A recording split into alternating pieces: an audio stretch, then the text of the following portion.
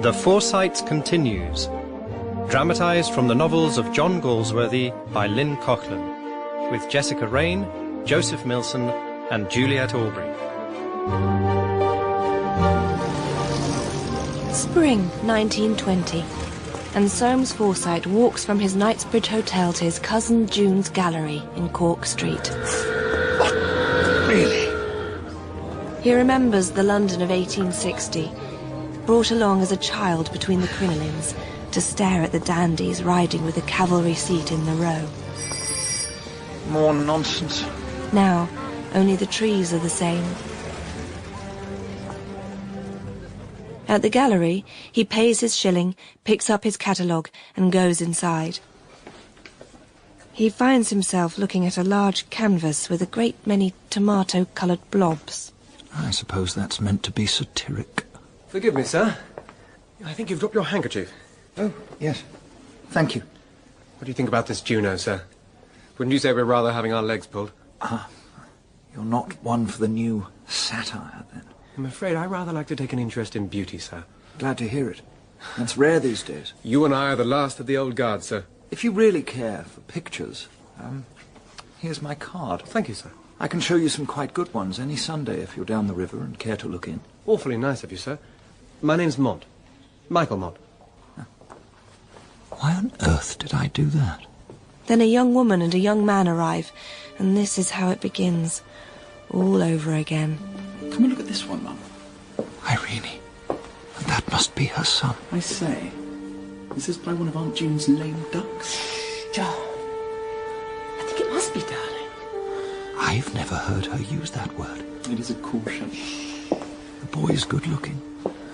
Got the Forsyte chin. He might have been our son, if she'd behaved herself. They pass from his view into the next room. She's still beautiful. Just as another young person arrives, in a great rush. I hardly recognise her. There you are. Fleur, at last. Oh, goodbye, sir. Delighted to have met you, and thanks again. Well, indeed, good day. Who was that? He picked up my handkerchief. We talked about the pictures. You're not going to buy that painting, are you? Certainly not. Oh, do let's go. It's a ghastly show. Whom did you meet at Imogen's? Aunt Winifred and Prosper Buffon. Oh, that chap. What does your aunt see in him? Cousin Val and his wife were there too. I thought they were back in South Africa. Oh, no. Cousin Val is going to train racehorses on the Sussex Downs. They've got a jolly old manor house. They've asked me to stay. He's a rackety chap. Oh, no, Father, they're awfully devoted. I promised to go Saturday to Wednesday next. Oh, look, the people who are in the gallery with us. What people? I think the woman's beautiful. Why don't we go in here and have a cup of tea? Come on. Right, what will you have? Oh, I don't want anything. I had the most tremendous lunch. Oh, no, Mum, this place is all right. My son. And here we are, all together. The past, the present, and what might yet be to come. The only two women Soames has ever loved. And a young man with an open heart and a Forsyte chin. I expect it'll be good for you to get some exercise. Pleasant landscape, the Downs. That's what I thought. But Soames observes his daughter glancing over at the boy. Of course, it's jolly good of Auntie June to encourage all our artists. You're right, darling, it is. And Irene, sitting there, calm and self-possessed, as if she's never been his wife. There was a time I saw her wearing nothing. That's something that can't be stolen from me. Excuse me, is this yours? Oh, thank you. It is mine. FF, Fleur Forsyte. Thank you ever so. She dropped her handkerchief so the boy might pick it up. Forsyte? Well, that's my name too. Perhaps we're cousins. Really? We must be. There aren't any others. I live at Maple Durham. Where do you? Robin Hill. Come on, we shan't stay if you've had enough. Oh, didn't you hear, Father? Our name's the same. Are we cousins? What's that? Oh, Distant, perhaps? my name's Julian, sir. John, for short. Oh, yeah. Distant. How are you? Very good of you. Goodbye. Oh, thanks awfully. Au revoir. Why don't you like those cousins, Father? What makes you think that? You must know them, but you didn't make a sign. I've never seen the boy in my life. No, but you know the others, dear. Your grandfather and his brother had a quarrel. The two families don't know each other. Oh, how romantic. And they'll continue not to know each other. What sort of quarrel? About a house. It's ancient history. Now, I thought perhaps later we might see a Where's Robin play. Hill? Father? In Surrey. Is the house there that they quarrelled about? Yes, but what's all that to do with you? We're going home tomorrow. A family feud. It's like the Bible. What did you do in the feud, Father? Never you mind. Oh, but if I'm to keep it up. Now, who said you were to keep it up? You did, darling. I said it had nothing to do with you. That's just what I think. Wouldn't you say that boy's mother is the most beautiful woman of her age you've ever seen? Will she never let go of it? I don't know that I noticed her. Dear, I saw you looking. You see everything. And a great deal more, it seems to me. What's her husband like? Dead, for all I know. I haven't seen him for 20 years. Young. He once insulted me. I see. You didn't avenge it, and it rankles. We should hurry along. Your mother will be waiting for us at the hotel. I'll see if your mother's ready. I shall sit down here. So this boy is her cousin, and at the same time a secret. What could be more tempting, more delicious, to a girl of 19 who has never known anything other than having her own way? We've been to the gallery. Soames has no more affection for his wife than she for him. He holds the view that marriage should be based on mutual love, but when from a marriage love has disappeared, or has never really existed, one must not admit it. Whom have you invited to the house next week? Your sister Winifred, Yes. the Cardigans, and Prosper Profond. That Belgian chap, why him? He amuses Winifred. I want someone to amuse Fleur. She's restive. She was born restive, as you call it. What have you been doing? Enjoying myself. Ribbandry, I suppose. What is it that interests women about running in and out of shops? Does Fleur have her summer dresses? You don't ask if I have You mine. don't care if I ask you or not. Quite right. Well, she has, and I have mine. All terribly expensive. What does that chap Profond do in England? Well, he has his yacht. He's got a touch of the tar brush about him. His mother was Armenian. Oh, that's it then. Does he know anything about pictures? He knows about everything. A man of the world. Well, get someone for Fleur. I want to distract her. She's going off on Saturday to Valdarti and his wife. I don't like it. Why not? Racketing about. There's too much of it. Would you hook me up? Soames sees his handsome wife in the mirror. A fine possession. We're like that, you see. If we want something, we must own it. We simply can't imagine valuing a thing and not setting out to get it. If you're coming with us, then you'd best hurry along.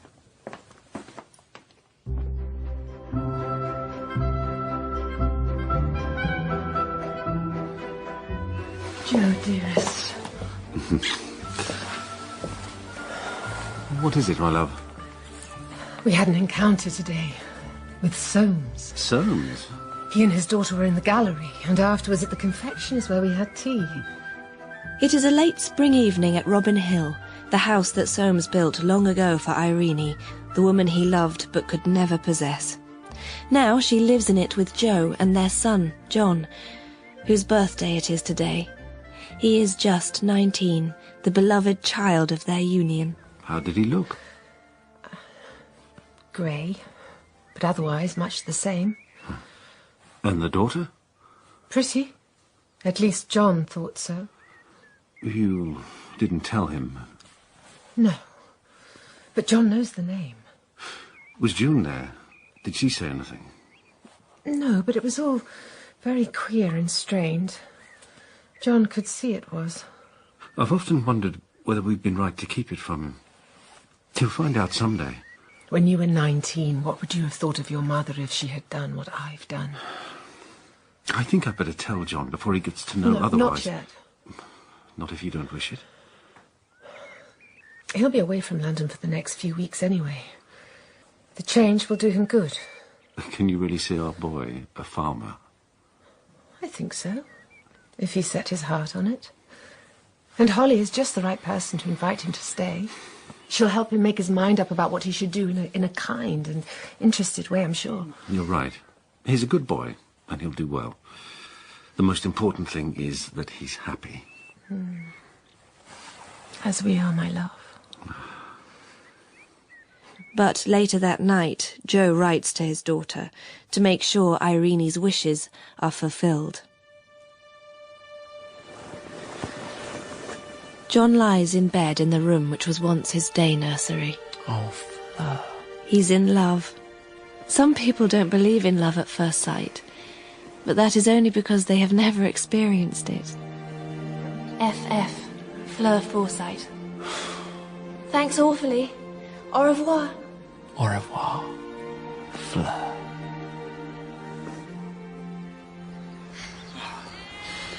Oh, you get the best view of what we have from up here. I say, this is wonderful. There's no fat on the land at all. Gulls, flight and sheep bells. My dear John, you're a poet. Oh, Holly, no go. You should try. I used to at your age. Oh, have you any of your poems for me to see? My dear, I've been married to Val for 19 years. I only wrote verses when I wanted to be. Holly can find nothing unlovable about John. He likes riding and rowing better than games. He saves moths from candles and puts spiders out of doors in screws of paper rather than kill them. In a word, he is amiable, and he would suffer horribly if anybody hurt him. But who would hurt him? There's a girl coming down with Val for the weekend, a cousin of ours. Her name's Fleur. John's with us for the summer. He's going to be a farmer and a poet, aren't you, John? A poet? Well, not really. I mean, I think I might be better at being a farmer. Does Dad still ride, John? Well, not now. Ah, I always forget his age. He's rather timeless to me. Isn't it the most marvellous night? Have you seen the moon? It's simply too wonderful to stay indoors. It's late, but it is deliciously balmy. We could walk in the garden. Oh, yes. Come on, John. Wait. They run in the orchard, where the moonlight frosts the trees.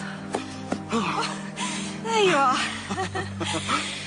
Isn't it jolly? Rather. I suppose I can call you John. I should think so. All right.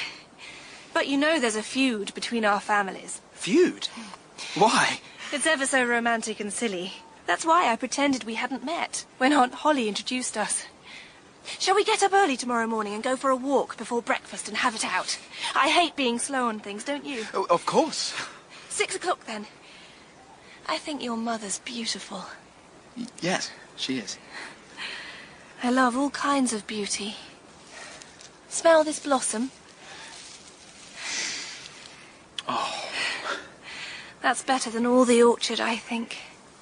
And suddenly, she takes his hand. Of all the things in the world, don't you think caution's the most awful?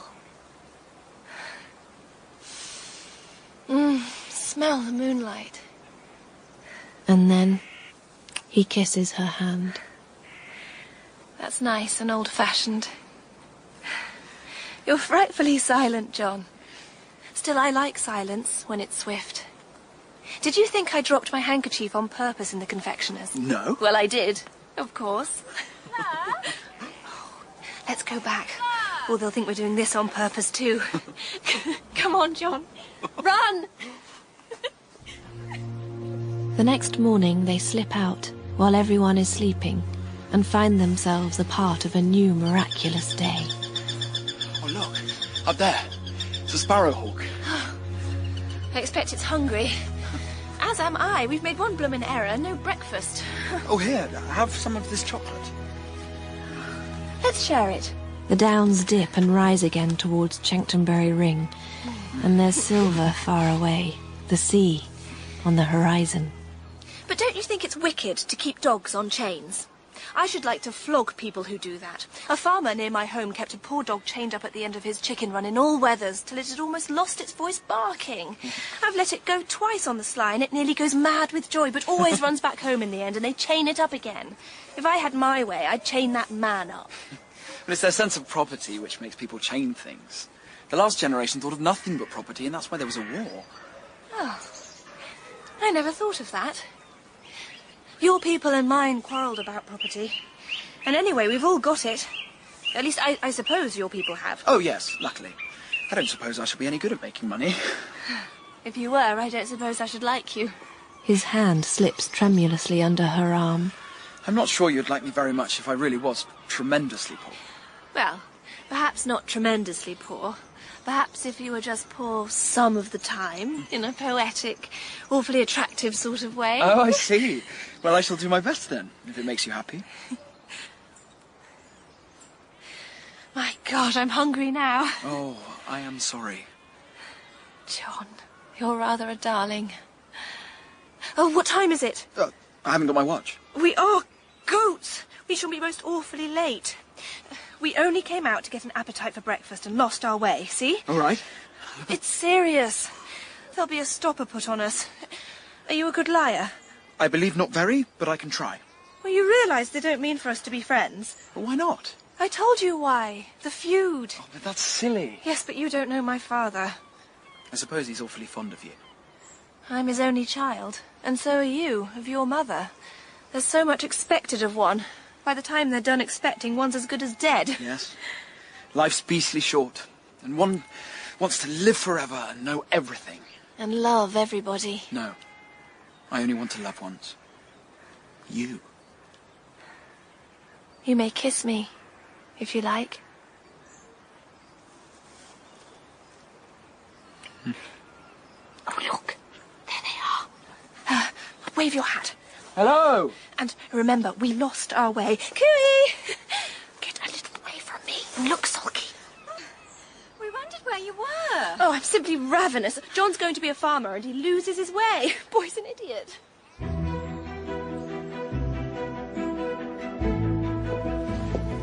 Why did you look at your watch? Fleur's late. First she says she's coming Wednesday, then she wires to say Friday, now Saturday afternoon. You know that child of your first wife, John, is staying at your cousin's house with Fleur. What? Well, he has gone to live with them while he learns farming. Who told you that? Your sister, Winifred. Why didn't you tell me before? Fleur does what she likes. You've always spoiled her. Besides, what's the harm? The harm? If I were you, I should tell her the old business. No, not yet. Never, if I can help it. As you please. But young girls in these days are not as they used to be. They seem to know everything. Well, Mr. Forsyte, what are you going to do with this small lot? Are you a judge of pictures, Mr. Profond? Well, I've got a few myself. Mm-hmm. And what do you think of this, my Gauguin? Rather fine, I think. Do you want to sell it? Yes. What do you want for it? What I gave. All right. I don't care for pictures much, but I've got some. Just a small lot. What do you care for? Life's awful like a lot of monkeys scrambling for empty nuts. You're young. I don't worry. We're born and we die. Half the world's starving. I feed a small lot of babies out in my mother's country, but what's the use? Might as well throw my money in the river. What shall I make my cheque for? 500. Later, Soames watches as Monsieur Profond emerges from under the veranda with a net. What she sees in that fellow, I don't know. Unless it's that he can speak her language. And there passes in Soames a small doubt as to whether his wife is not too handsome to be walking in the garden with anyone so cosmopolitan. Mr. Michael Mont, sir. Sir, I do hope you don't mind me turning up out of the blue. We met at the gallery. Ah, yes. Happy to see you. It was awfully good of you to say I could drop in. I say, some picture. That's not a Goya. It's a copy. I had it painted because it reminded me of my daughter. I thought I knew the face, sir. I spotted her with you at the gallery the other day. Is she here? Staying with friends. Oh.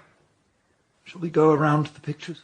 And Soames begins the round that never tires him. What are you, Mr. Mont, if I may ask? I was going to be a painter, but the war knocked that. Then in the trenches I used to dream of the stock exchange, but the peace knocked that. Shares seem off, don't they? I've only been demobbed about a year. What do you recommend, sir? Have you got money? Well, I've got a father. There's the question of whether he ought to be allowed to hang on to his property. What do you think about that, sir? The old man has fits when I tell him he may have to work. He's got land. It's a fatal disease. Yes. This is my real Goya. By George! I saw a Goya in Munich once. A most evil-looking old woman in the most gorgeous lace. That old boy must have smashed up some convention in his day. He makes Velasquez look stiff, don't you think? I have no Velasquez. No. Shall we go down to tea?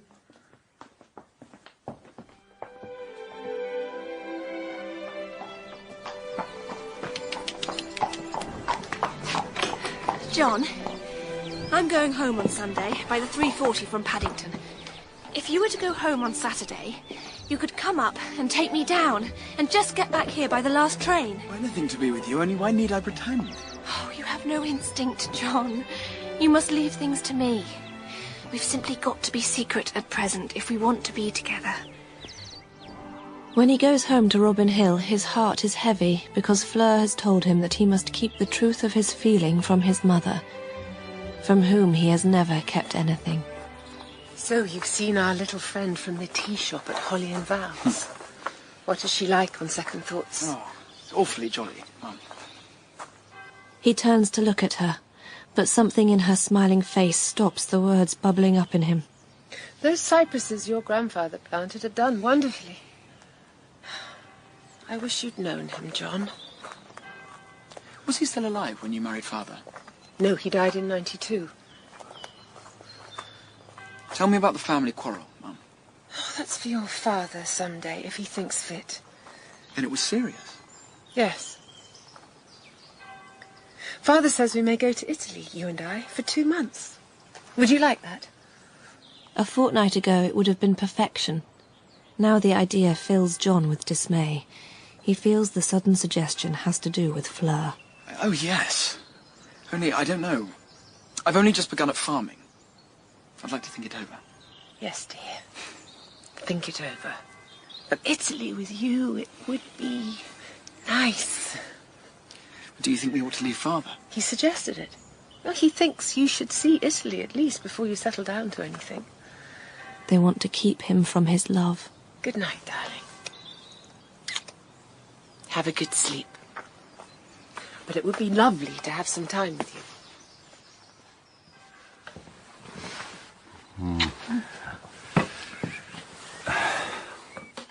Well? He'll think it over.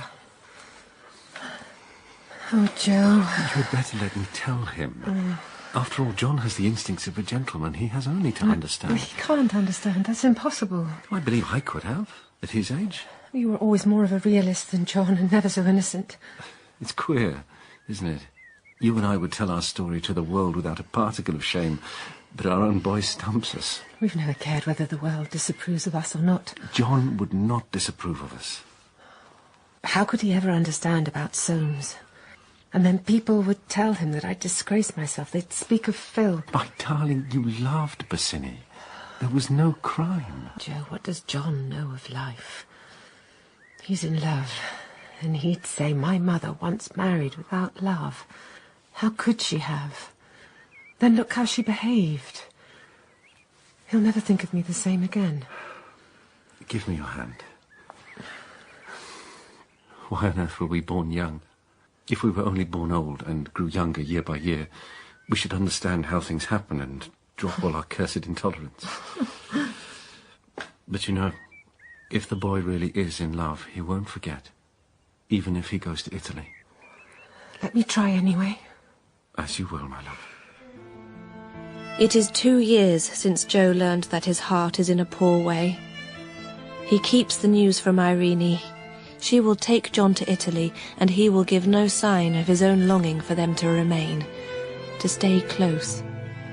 He will say nothing, for fear of causing her to be as wretched as himself.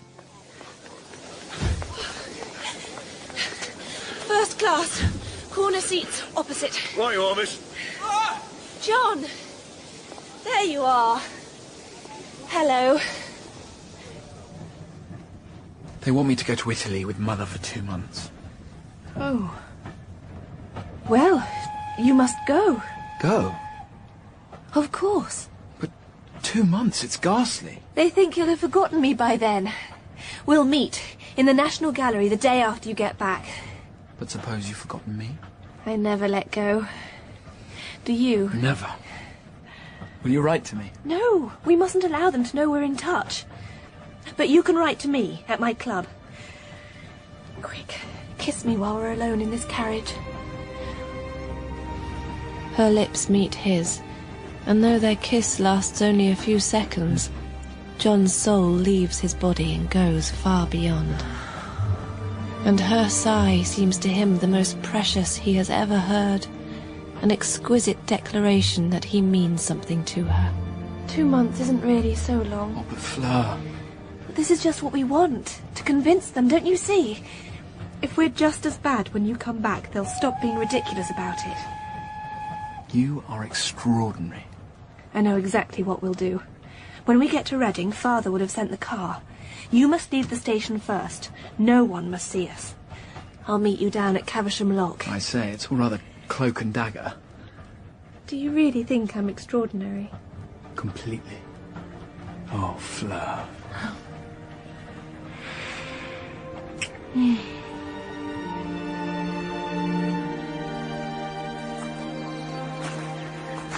When I saw you, I knew at once I should never love anyone else. We're absurdly young. Think of all the fun you might have with other girls. You haven't even begun yet. And there's me. Well, if you feel like that, then I can't go. You might meet someone else. John. I shall tell Mother I ought to try and work. And then there's the condition of the world. The condition of the world? Think of the people who are starving. No. I never ever will make myself miserable for nothing. Nothing? But one ought to help. You can't help people, John. They're hopeless. When you pull them out, they only get into another hole. Aren't you sorry for them? Sorry? Yes. But I'm not going to make myself unhappy about it. That's no good. I think people are brutes and idiots. I think they are poor wretches. Well, go and help your poor wretches and don't think of me. I must believe in things. We all deserve to enjoy life. Yes, and that's what you won't do if you don't take care. John catches sight of her reflection in the water. Her eyes darkened, her lips thinned. Is that really the girl he's just been kissing on the train? It's no good going beyond the next hedge. It gets all open. Today's the 23rd of May. On the 9th of July, I shall be at my club, the Talisman in Piccadilly. Will you be there? I will. Oh, John. Their lips meet for the 3rd time, and then she breaks away and is gone. The 9th of July. Miss Forsyte? Hello? Let me put you across. I've been having tea with your people, and I thought I'd save you the last bit. My name's Mont. I saw you at the picture gallery, remember? Yes. Take my hand. Oh. That's it. Thank you. And in a flurry of nerves, Mr. Mont begins to speak. I'm 24, actually. I don't live terribly far away. I was demobbed about a year ago. I was telling your father. He seemed like a terribly nice man. I saw his Goya copy. You know, I don't think you're so awfully like it. He does have some ripping pictures, though. Listen, perhaps I might row down again and take you on the river sometime. I am quite trustworthy. I've never heard anyone say so many things in such a short amount of time in my entire life. Watch out. Oh. I do think the name Fleur Forsyte is simply topping. I shall never forgive my people for giving me Michael Mont. I wish my poor governor would move on. Not that I want his land. Land's an awful bore, don't you think? We've never had land in my family. We have everything else. You do know that we're getting farther off, not nearer. This river flows, see? Oh, look out, your skull! Oh, that's okay. It's all right, I've got it. Do you mind rowing faster? I want to get in. But when we get in, I shan't see you anymore today. Please row. I am. I came to see you, not your father's pictures. If you don't row more quickly, I shall get out and swim. Then I could come in after you. Mr. Mont, I'm late and I'm tired. Please put me on the shore at once. Of course. All right.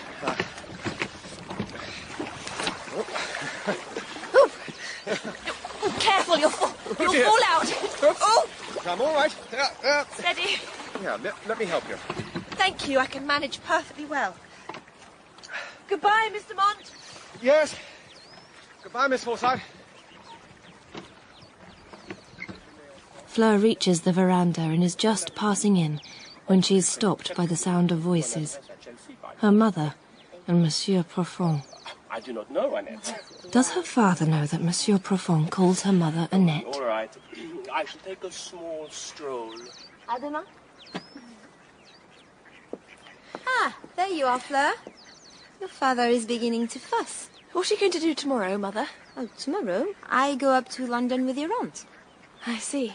Do you wish me to buy you anything? No, thank you. Where's Father? Oh, in his gallery. Well, so you've come. Oh, is that all you have for me? Why do you keep me on tenterhooks like this, putting me off and off? Darling, it was very harmless. Much you know about what's harmless and what isn't. Well then, dear, suppose you tell me and be quite frank about it. You're my only comfort. You go on like that. Like what, dear? You know what I told you. I don't choose to have anything to do with that branch of the family. Yes, Ducky, but I don't know why I shouldn't. I'm not going into reasons. You ought to trust me, Fleur. I suppose that boy came with you today?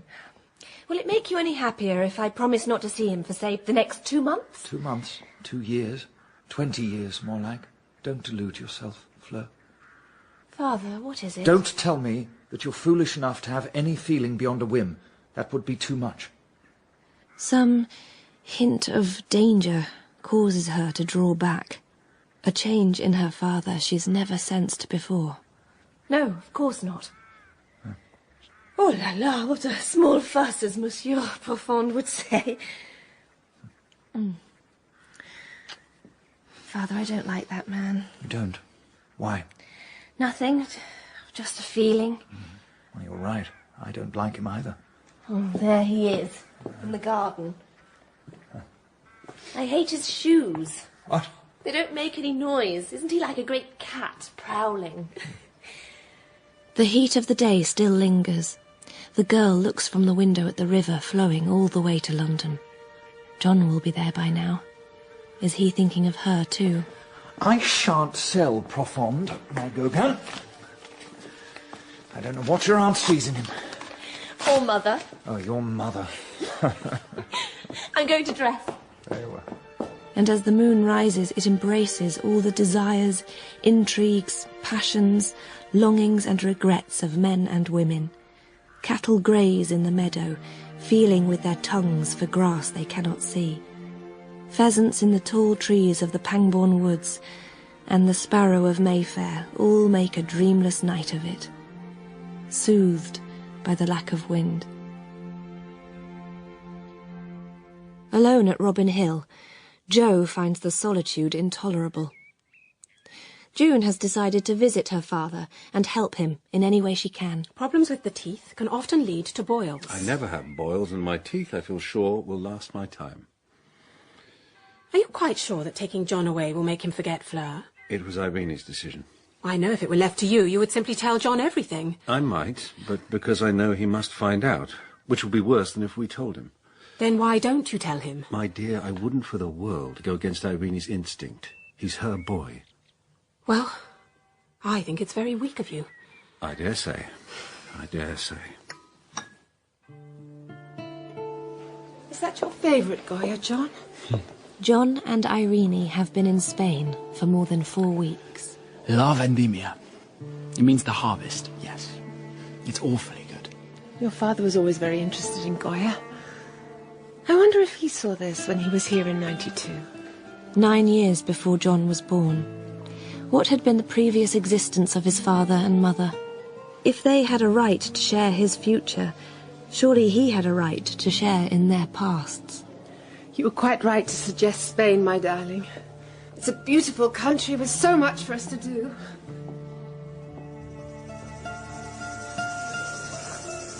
I'm sorry, Mum. Suddenly I feel awfully queer. Oh, darling. Sit down in the shade. John, who has always had the most sensitive of dispositions, is overcome by the affectionate touch of the son. For 3 days, Irene never leaves his side. I'd like to go back to England, Mum. The sun's just too hot for me here. Very well, darling. As soon as you're fit to travel. I'm afraid you haven't enjoyed it much, have you? But you've been very sweet to me. I have enjoyed it awfully. Except for my head.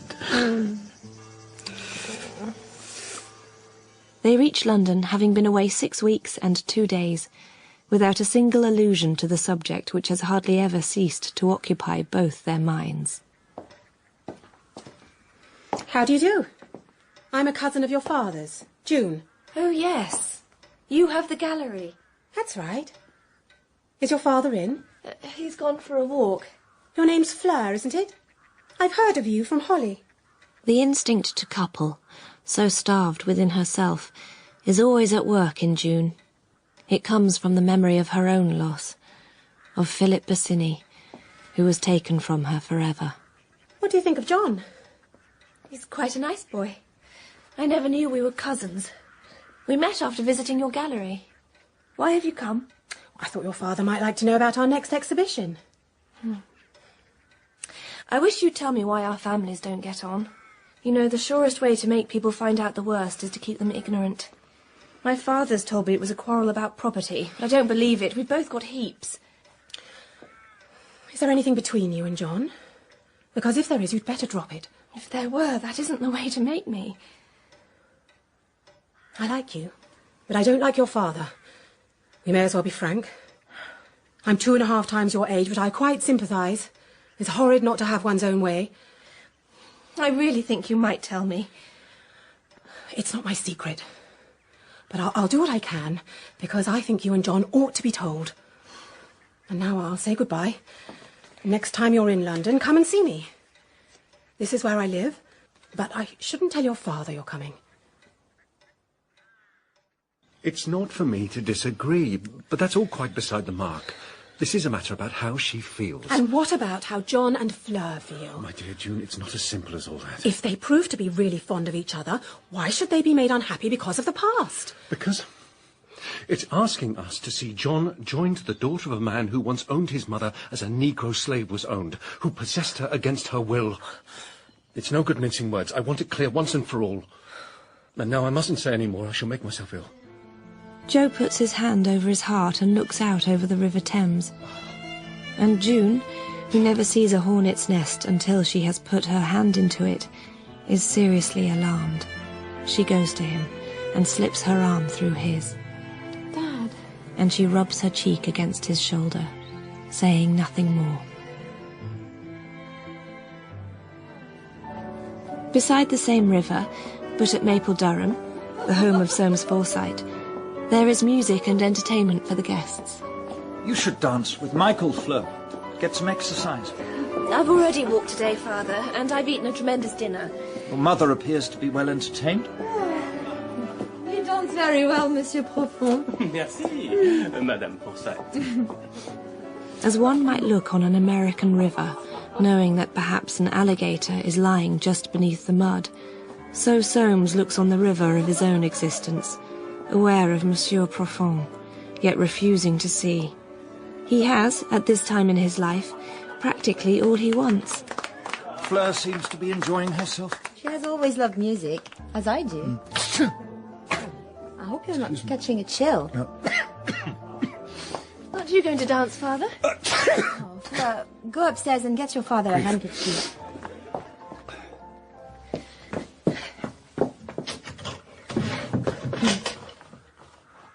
Oh. Then chance. which visits the lives of even the best invested Forsytes, puts a clue into Fleur's hands. The photograph of me. It slips beneath her thumb, and under it another photograph. A young and beautiful woman. John's mother. Why would father? Of course.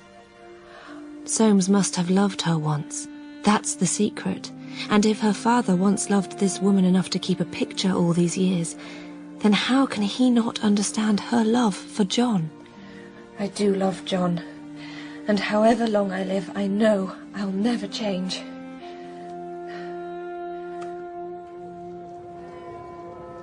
Hello. Fleur. They said at the club you'd been, and were coming back, so I thought you might be here. Oh, Fleur. I thought you'd have forgotten me. When I told you I shouldn't. Let's get away from this side. They go to find somewhere they can hold hands. That bench, behind the trees. Hasn't anyone cut in?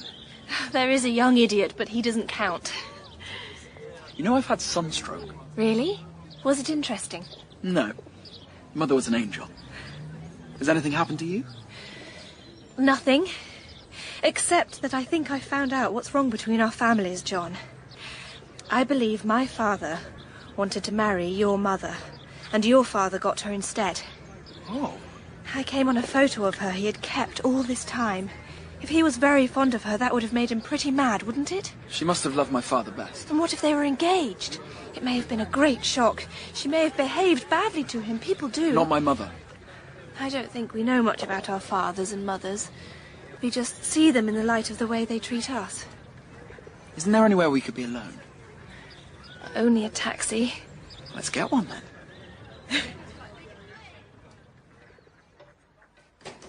Mother? Mother, are you there? Oh, Monsieur Profond. Well, Miss Forsyte, I'm awfully pleased to see you. Is my father here? He stays, I think, with your Aunt Winifred tonight. Your father is well, I hope? Yes, I believe so. I want to see him have more pleasure. He worries. I was hearing at the club today about your father's old trouble. What do you mean? Before you were born, that old business. Tell me what you heard. Why? You know all that? I expect I do, but I should like to know you haven't heard it all wrong. His first wife. Well, what about her? A gentleman was telling me about your father's wife, Irene, marrying his cousin Joe afterward. It was a small bit unpleasant, I should think. I saw their boy at the club today. Nice boy. And so the secret is finally told, and it is as if the earth has been shaken, and nothing known or familiar will ever be the same again. Oh, Fleur, do hurry along in dress. What? Oh, yes. She runs upstairs. Never in her life has she suffered from even the momentary fear that she will not get what she has set her heart on. And John? What will John do when he knows? Their families are enemies. Will John close ranks and put the feelings of his mother before hers? Poor father. Poor me. Poor John. Below her, Prosper Profond prowls in the garden. Oh, that man. And if he and her mother were to... How would that affect her father? Surely it would make him cling to her more closely so that he would consent to anything she wants. I don't care about any of it. I mean to have him.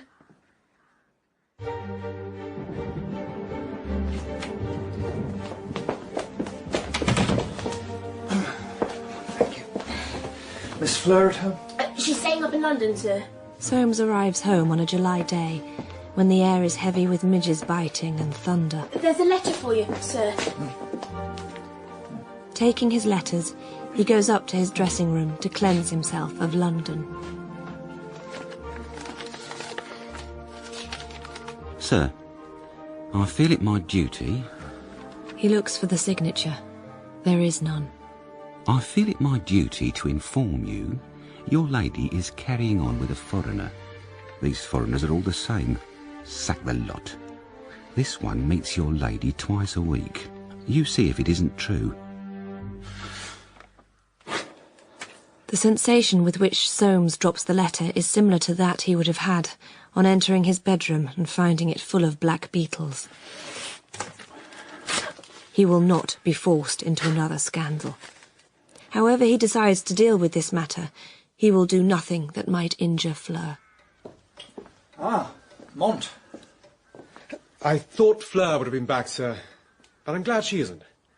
The fact is, I'm fearfully gone on her. So fearfully gone that I thought you'd better know. It's old-fashioned, of course, coming to fathers first, but I thought you'd forgive that. I went to my own father, and he says if I settle down, he'll see me through. He rather cottons the idea. Oh, he rather cottons? Yes, sir. Do you? You see, sir, when you've been through the war, you can't help being in a hurry. To get married and unmarried afterwards? Not from Fleur, sir. Imagine if you were me. Fleur's too young. Oh, no, sir, we're awfully old nowadays. I should go away and get over it. Oh, now, sir, I simply must hang around, or I shouldn't have a dog's chance. You'll let Fleur do what she likes, I suppose, anyway. Madame passes me. Indeed. You don't really bar me, do you? You may think you're very old, but you strike me as extremely young. To rattle ahead of everything is not proof of maturity. All right, sir, I give you our age. But to show you I mean business, I've got a job. Glad to hear it. Joined a publisher. My governor's putting up the stakes. I don't dislike you, Mr. Mont, but Fleur is everything to me. Everything. Do you understand? Yes, sir, I know. But so she is to me. I'm glad you've told me, however.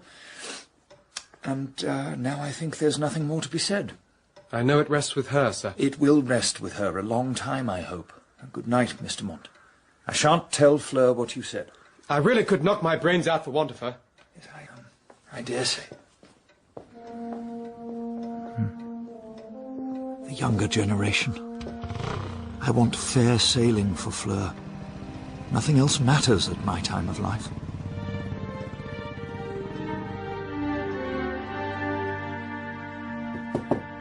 Come.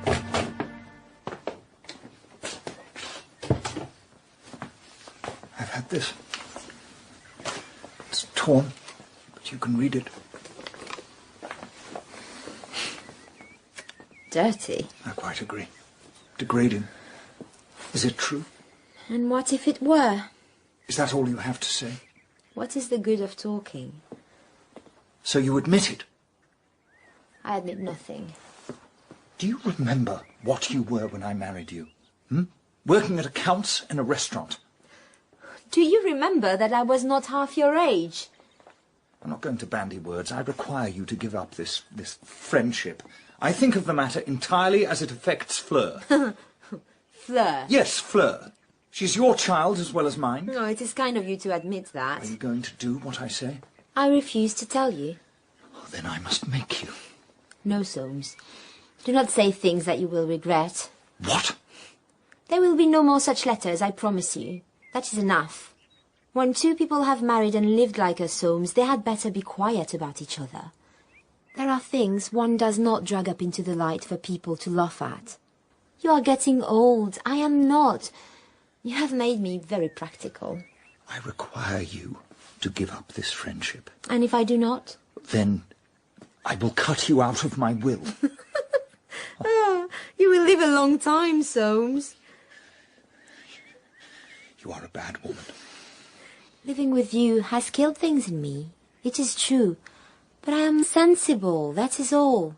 And so will you be, when you have thought it over. I shall see this man and warn him off. Oh, mon cher, you are funny. You have as much of me as you want, and you wish the rest of me to be dead. I admit nothing, but I am not going to be dead, Soames, at my age, so you had better be quiet. I myself will make no scandal, none. Now, I am not saying any more, whatever you do.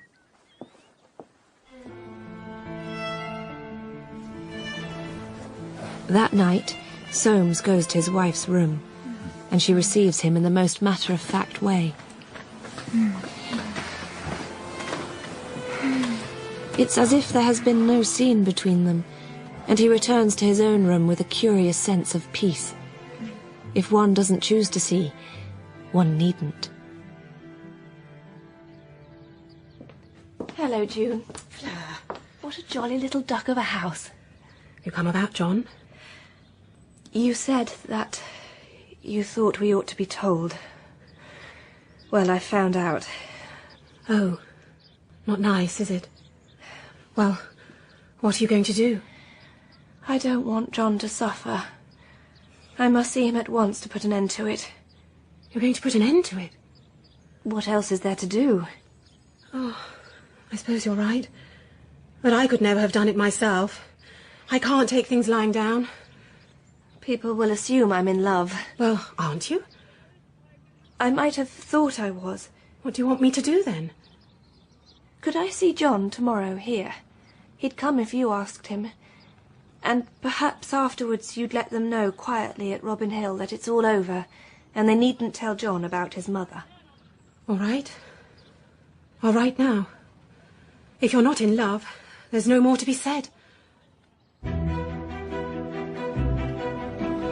Miss Forsyte? Good day. I thought it was you. Monsieur Profond. Look here, Miss Forsyte. Don't worry. It will be all right. Nothing lasts. Things do last. With me, anyhow. I don't like to annoy people. So, I shall be going away on my yacht soon. Where? Small voyage to the South Seas or somewhere. Goodbye, Miss Forsyte. I'm not that bad, really.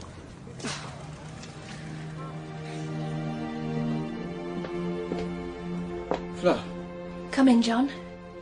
Sit down. I want to talk seriously. I'll leave you two young people alone. Thank you, June. If you don't want to lose me, we must get married. Married? Why? Is there anything new?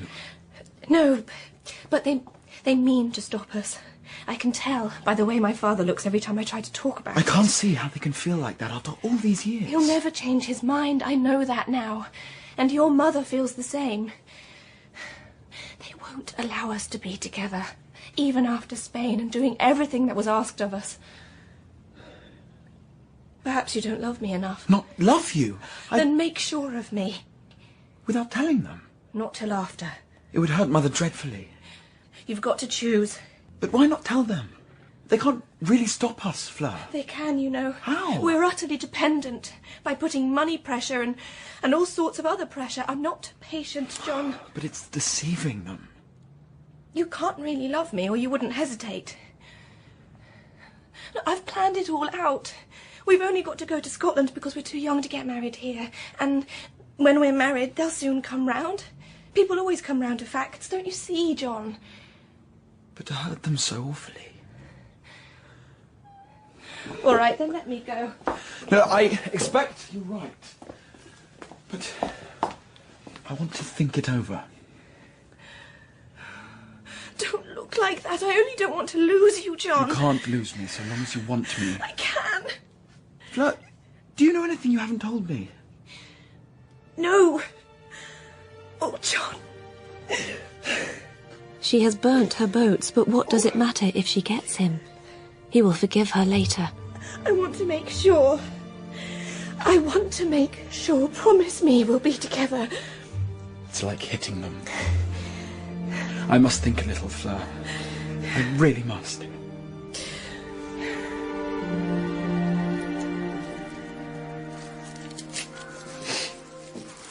This vine's a failure.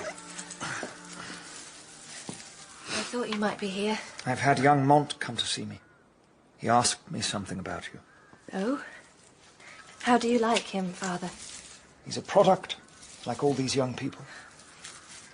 What were you at his age? Well, we went to work and didn't play about, flying and motoring and making love. Didn't you ever make love? Perhaps you had a grand passion? Yes, if you want to know. And much good it did me. Tell me about it, Father. What should you want to know about such things at your age? Is she alive? Yes. It's John Forsyte's mother, isn't it? And she was your wife first. Who told you that? Who told you that? It is a completely private matter. You have no right to go stirring up the past. Father, I'm sorry. I can't bear the matter to be discussed. But, darling, it's so long ago. And the past rises up again. The loss that has left an eternal wound in Soames's heart. I don't wish to be reminded. In these days, people don't understand. Grand passion, indeed. No one knows what it is. I do. I feel that way for John. For her son, you see. What? Don't be angry, Father. I can't help it. You don't know what you're talking about. Has the boy been told? Not yet. It's most distasteful to me. Nothing could be more so. The son of that fellow. I don't know if you understand how much you are to me. I've never spoken of it. I've only you to look to. I've never wanted anything else since you were born. I know. You may think this is a matter I can smooth out and arrange for you, but you're mistaken. I am helpless. Quite apart from my own feelings, they hate me, as people always hate those whom they have injured. But John could he never... is their flesh and blood, her only child. Probably he means to her what you mean to me. It's impossible. No, Father, the past shouldn't spoil everything. Fleur. It's our lives, not yours. We want each other. There's ever so much money and nothing whatever in the way but sentiment. Can't we bury the past? I don't suppose, if left to myself, I should try to prevent you.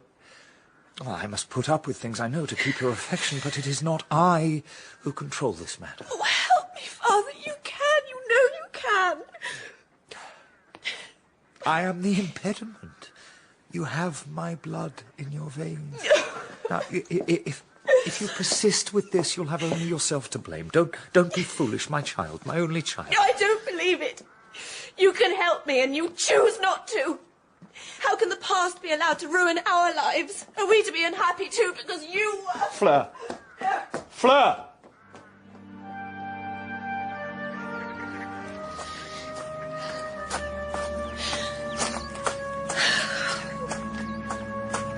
Oh. Wait up! Fleur! Don't be hard on a poor devil. I've been waiting for hours. For what? Come in my boat. Go away. Fleur, I love you. Come again when I haven't got my wish. What's your wish? Give me a cigarette. Wait up, then. No.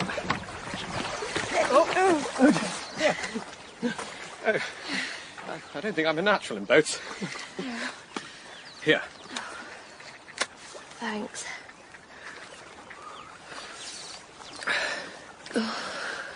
Fleur, don't mock me. Even vivisected dogs are worth decent treatment before they're cut up for good. Well, you shouldn't have made me jump. I don't want to talk rot, but please imagine all the rot that all the lovers that ever were have talked, and all my special rot thrown in. Thank you. I have imagined it. Good night.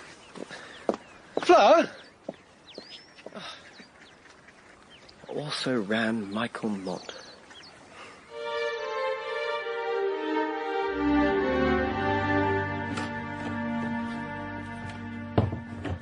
Oh, John, where did you come from?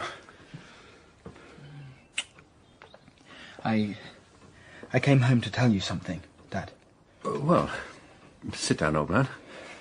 Have you seen your mother? No. Father, Fleur and I are engaged. I know that you and Mother don't like the idea. Fleur says that Mother was engaged to her father before you married her. Of course, I don't know what happened, but it must have been ages ago. I am devoted to her, Dad, and she says she is to me. You're 19, John. How are we to understand each other in a matter like this, You love Mother, Dad. You must know what we feel. It isn't fair to us to let old things spoil our happiness. John, have I ever given you any reason to doubt my love for you or my word? Of course not, Father. Very well, then. You must believe what I tell you. If you don't give up this love affair, you will make your mother wretched till the end of her days. Believe me, my dear, the past cannot be buried. No, I can't give her up, Father. How can I, just because you say that? John, if you knew the story, you would give this up without hesitation. Can't you believe me? I love her better than anything in the world. Better than your mother? Well, I don't know. I don't know, but to give Fleur up for nothing, for something I don't understand. Whatever it may be, we wouldn't let it make a difference. And it'll only make us love you and Mother all the more. Your mother has nothing but you, John. I shan't last much longer. Why not? Because the doctors tell me I shan't, that's all. Oh, Dad. To see his son so distressed, John, whom he has not seen cry since he was 10, moves Joe terribly. He sees how fearfully soft his boy's heart is. Dear man, don't, or you'll make me. Why, my dearest boy, we don't care for anything but your happiness. What is it? What is it, Dad? Don't keep me like this. I was going to send you this letter. I wanted to spare you, but I see it's no good. Well, I'll go into the garden to read it.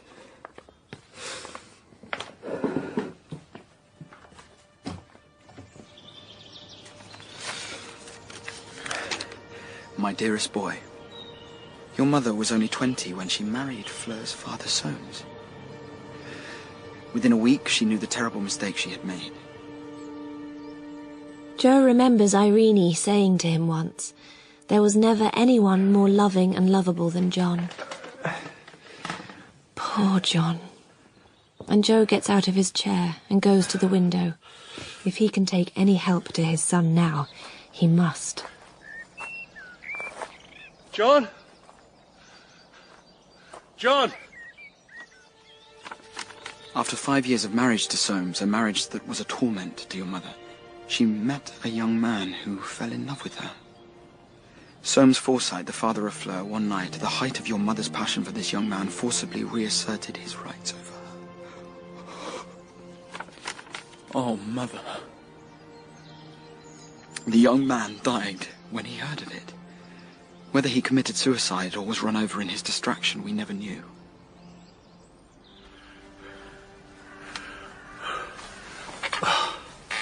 John's father finds the log seat. He sits down, struggling for breath. He has been wrong to let the boy go away with the letter. John! The Alderney cattle stand before him in their field, quietly chewing the cud, and John's father sees everything with passionate clearness. All that in his time he has adored and tried to paint, wonder of light and shade and colour. Oh, John. My dear boy, I don't want to write harshly of Soames Forsyte. I have long been sorry for him. He loved her in his way. She was his property. I have nothing to say against Fleur, but she is his daughter, and your children, if you married her, would be the grandchildren of Soames. And by such a marriage you would enter the camp which held your mother prisoner, and wherein she ate her heart out. No.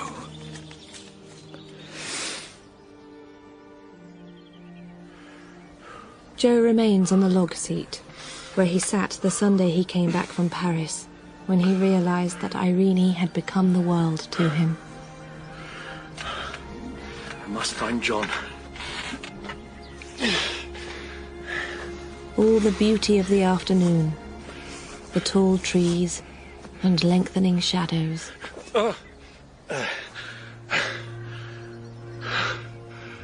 Wonderful.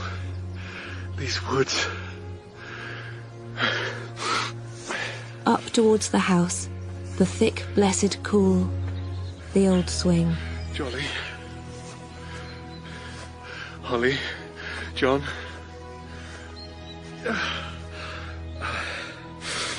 I've overdone it. He staggers towards the terrace. My love. The boy. And in his study, he finds his father's chair.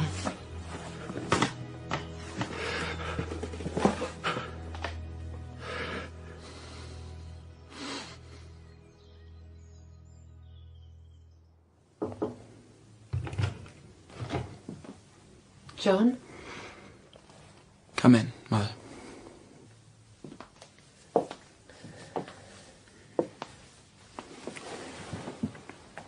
You've read Father's letter. Yes. Oh, my darling. It's all right, Mother. I understand now. What are you going to do? I don't know. I know how much you feel for Fleur. Yes. It was rotten luck, wasn't it, that we should meet? I was wrong to try to make you forget her. You're too constant for such changes of heart. Oh, she doesn't think me constant. She thinks I'm a fearful coward. My darling boy, my most darling boy. Don't think of me. You must think of yourself. Father was right to tell me. I'll leave you. Come and see me later, will you? Yes, of course.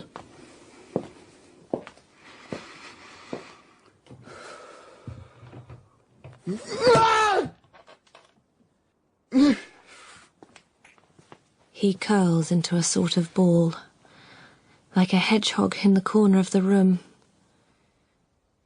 John? Later, John? as if in a dream, he hears his mother calling. What is it, Mother? What's happened? John, he's dead. Your father's dead. He can't be. Dad? Dad? He was speaking to me. We were speaking. Oh, Dad. Dad? He kisses his father's forehead. It's cold. Oh. He's written something.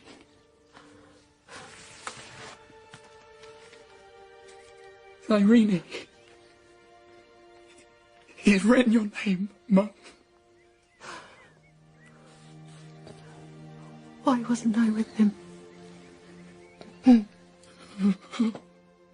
It is his first sight of human death, and its terrible stillness. It's all right, Mother. Oh, John. It's all right, Mother. What will I do now he's gone?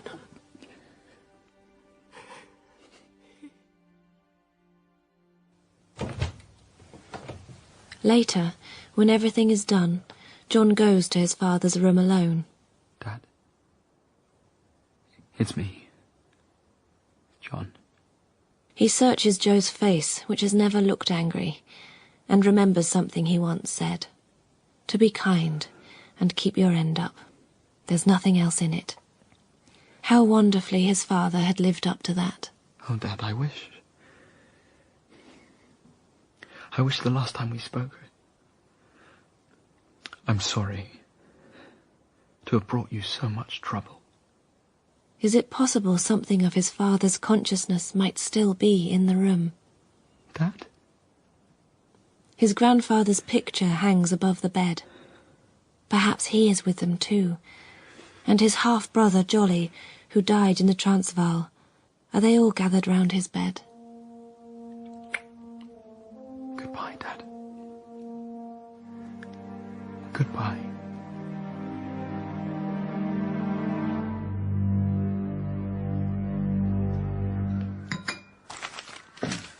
Father, have you done anything to stop John writing to me?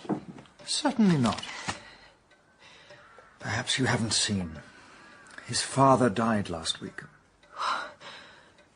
Oh, poor John. Yes. Why didn't you tell me? I never know what to do.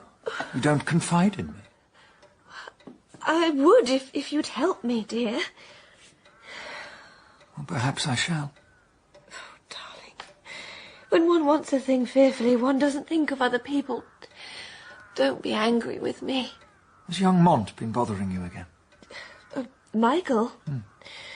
He's always bothering, but he's such a good sort. I don't mind him. Well, good.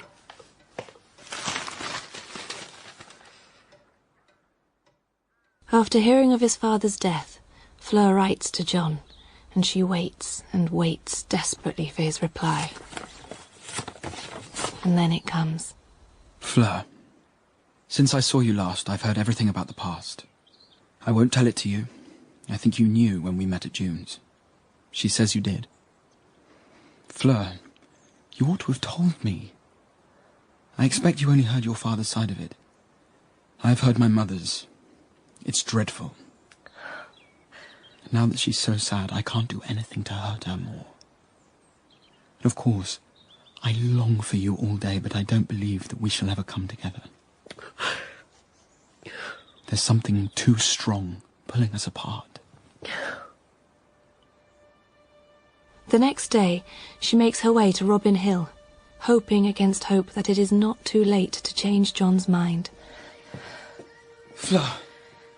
I asked for you and they showed me up here. But I can go away again if you like. No. I'm glad you came. I know I told you a lie, John. But I told it out of love. It doesn't matter now. I got your letter. I didn't answer it because I wanted to see you instead. That old story, was it so very dreadful? Yes. Yes, it was. But surely, whatever it is, it's all in the past. If we tried, if we really wanted to, we could find a way. No, it would destroy my mother, whatever she might say, and I can't. I didn't think these days boys were still tied to their mother's aprons. Fleur! Oh, John, I didn't mean it. What a horrible thing to say. John, dear, I didn't mean it. All right. I'll go if you don't want me. It isn't that. You know it isn't. I never thought you'd have given me up. I haven't. I can't. I'll try again. John, I love you. What does it matter? All that past compared with this.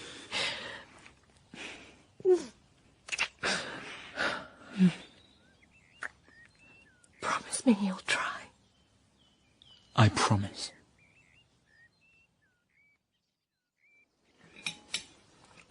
I know Fleur came today.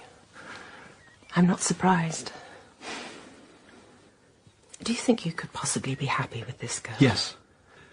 Oh, yes. If you could be. Admiration of beauty and longing for possession are not love. You think she must be like her father, but she's not. I've seen him. You are a giver, John, and she is a taker. She isn't. It's only that I can't bear to make you unhappy, Mother, now that Father... I told you that night, John, not to mind me. I meant it. Think of yourself and your own happiness. I can stand what's left. I brought it on myself. Oh, Mother... I shall always love you just the same, John.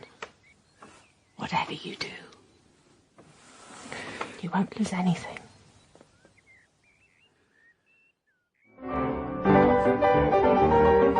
Oh, confounded thing. Darling, I thought you liked the electric piano. Huh.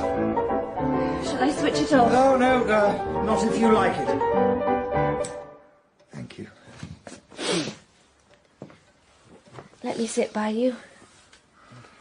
Something's happened, and now she wants my help. Where have you been? You frightened me. I'm sorry, dear. I had to go to Robin Hill. The house that Soames had built for Irene. The house where they would never live together in all the years to come. So, she's seen that boy and means to have him. He's going to try what he can do with his mother. But I've been thinking, it really is in your hands, Father. If you would persuade her that it doesn't mean renewing the past in any way, that I shall stay yours and John will stay hers, that you need never see him or her. Only you could persuade her, dear, because only you could promise. Surely it wouldn't be too awkward for you to see her just this once, now that John's father is dead. Awkward? The whole thing's preposterous. You know you wouldn't mind seeing her, really. What am I to do if you won't, Father? I'll do anything for your happiness, but this isn't for your happiness. Oh, it is. It is. It'll only stir things up. But they are stirred up. The thing is to quiet them, To make her feel that this is just our lives and has nothing to do with yours or hers. You can do it, Father. I know you can. You know a great deal, then. It seems to me you care nothing for what I feel. No, I do. I do, darling, but you wouldn't like me to be awfully miserable. I shall lose her, the flower of my life. Come, come. I can't bear you to cry. I'll do what I can.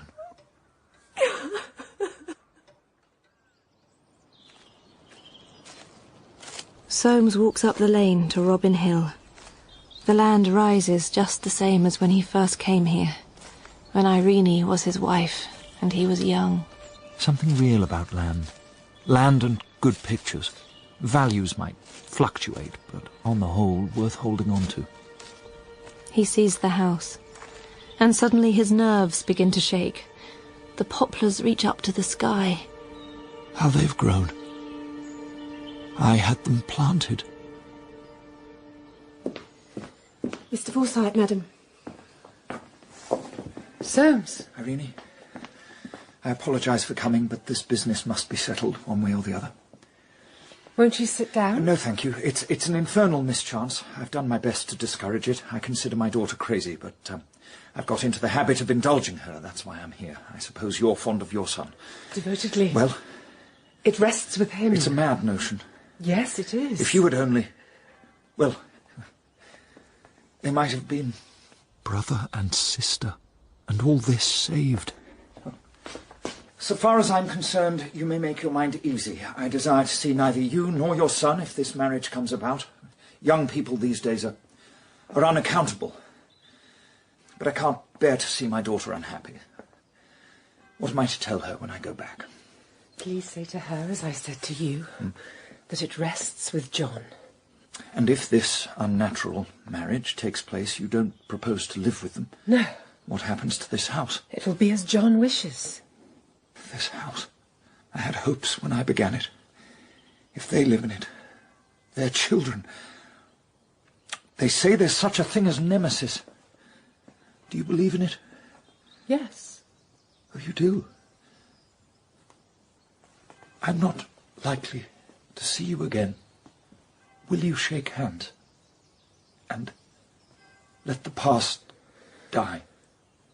He holds out his hand to her, but her eyes never leave his and her hands remain clasped. Mother. John, looking much older, his eyes deep in his head, sees Soames's hand outstretched and his mother unable to move. Well, young man, I'm here for my daughter. It rests with you, it seems. Your mother leaves it in your hand. John cannot stop looking at his mother's face. For my daughter's sake, I've brought myself to come. What am I to say to her when I go back?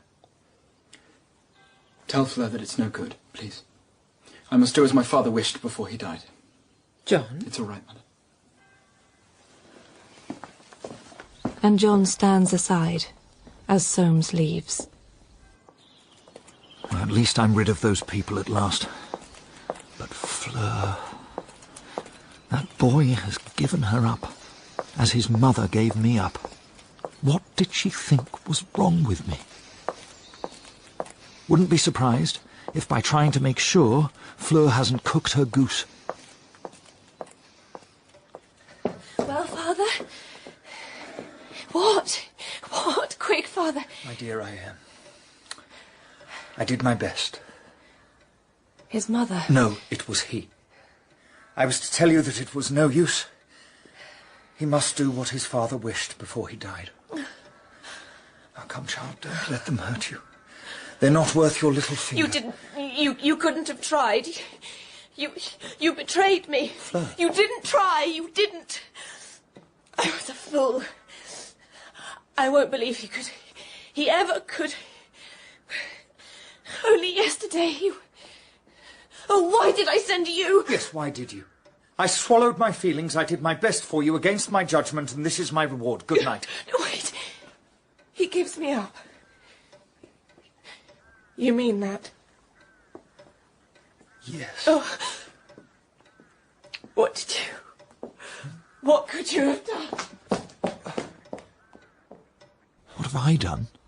What have they done to me? She's spoiled. And who spoiled her? She's out there, roaming up and down. What might she do under this blow? The river. I must find her. Soames moves swiftly to reach the river before his child. I'm between her and the water now. Climbs the steps of the boathouse. Ah! There she is. The past presses in upon him, tangible and close. I was here the night my father died, and she was born. The second passion of my life. What a comfort she's been to me. He watches as she passes near the reeds. The joy of his life. The girl who should have been a boy. She's making her way back to the house.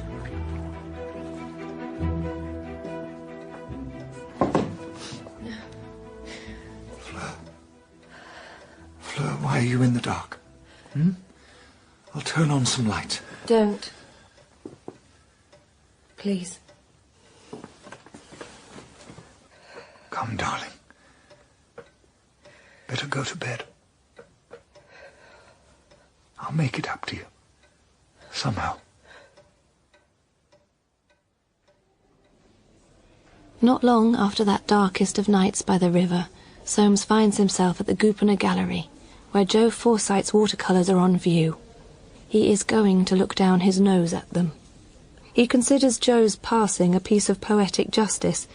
For 20 years the fellow enjoyed both his wife and his house, and now he is dead. Now that chap is gone, his work seems not so trivial. His father and my father, he and I, his child and mine. And then he sees her, Irene, coming in, his once-owned woman. And when he passes on his way out... This, then, is finality. All the heat and stress of my life. The madness and the longing. But he cannot help looking back. Suddenly she lifts her gloved hand. Her lips smile faintly. Her dark eyes seem to speak. Soames goes out into the fashionable street, quivering from head to foot. I know what she meant to say. She meant to say, now that I am going forever out of your reach, forgive me. I wish you well. He has owned her body, but he has never touched her heart or her soul, and it hurts. More than if she had kept her mask unmoved, her hand unlifted.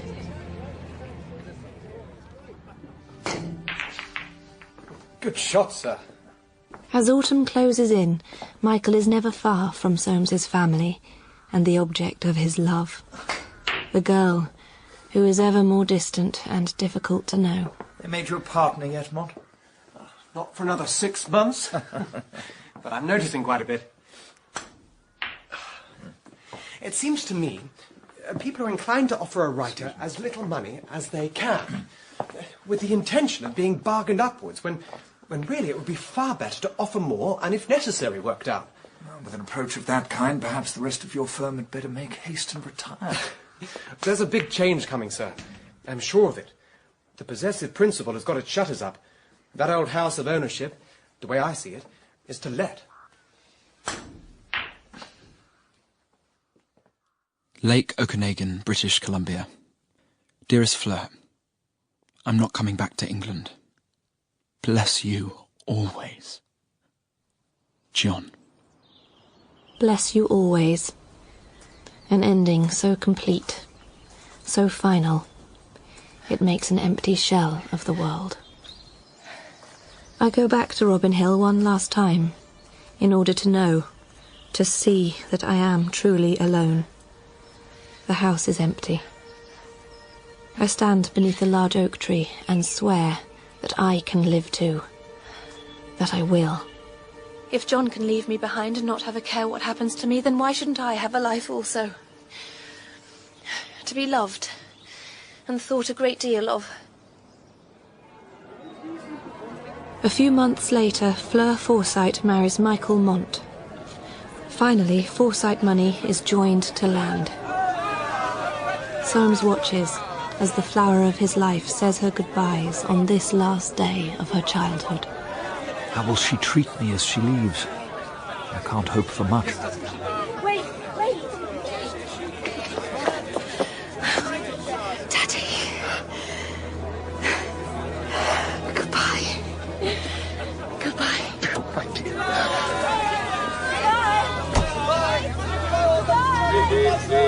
Daddy. She hasn't called me that for years. He sees again the drifting river on the November day that Fleur was born. The tea shop where Fleur and John first met. Irene's grey-gloved hand waving its gesture of release. He might wish and never get it. The beauty and the loving of the world.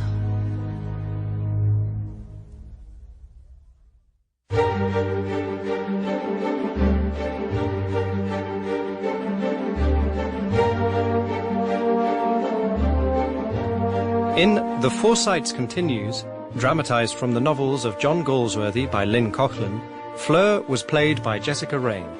Soames was Joseph Millson, Irene, Juliet Aubrey, and John, Jonathan Bailey. Michael Mont was Ben Lambert, Annette, Aurelie Amblard, Joe, Ewan Bailey, and Holly, Katie Redford. Monsieur Profond was Sam Alexander, June, Amelia Laudel, the maid, Evie Killip, and the man, Gerard McDermott. Original music was composed by Neil Brand. The director was Marion Nancaro.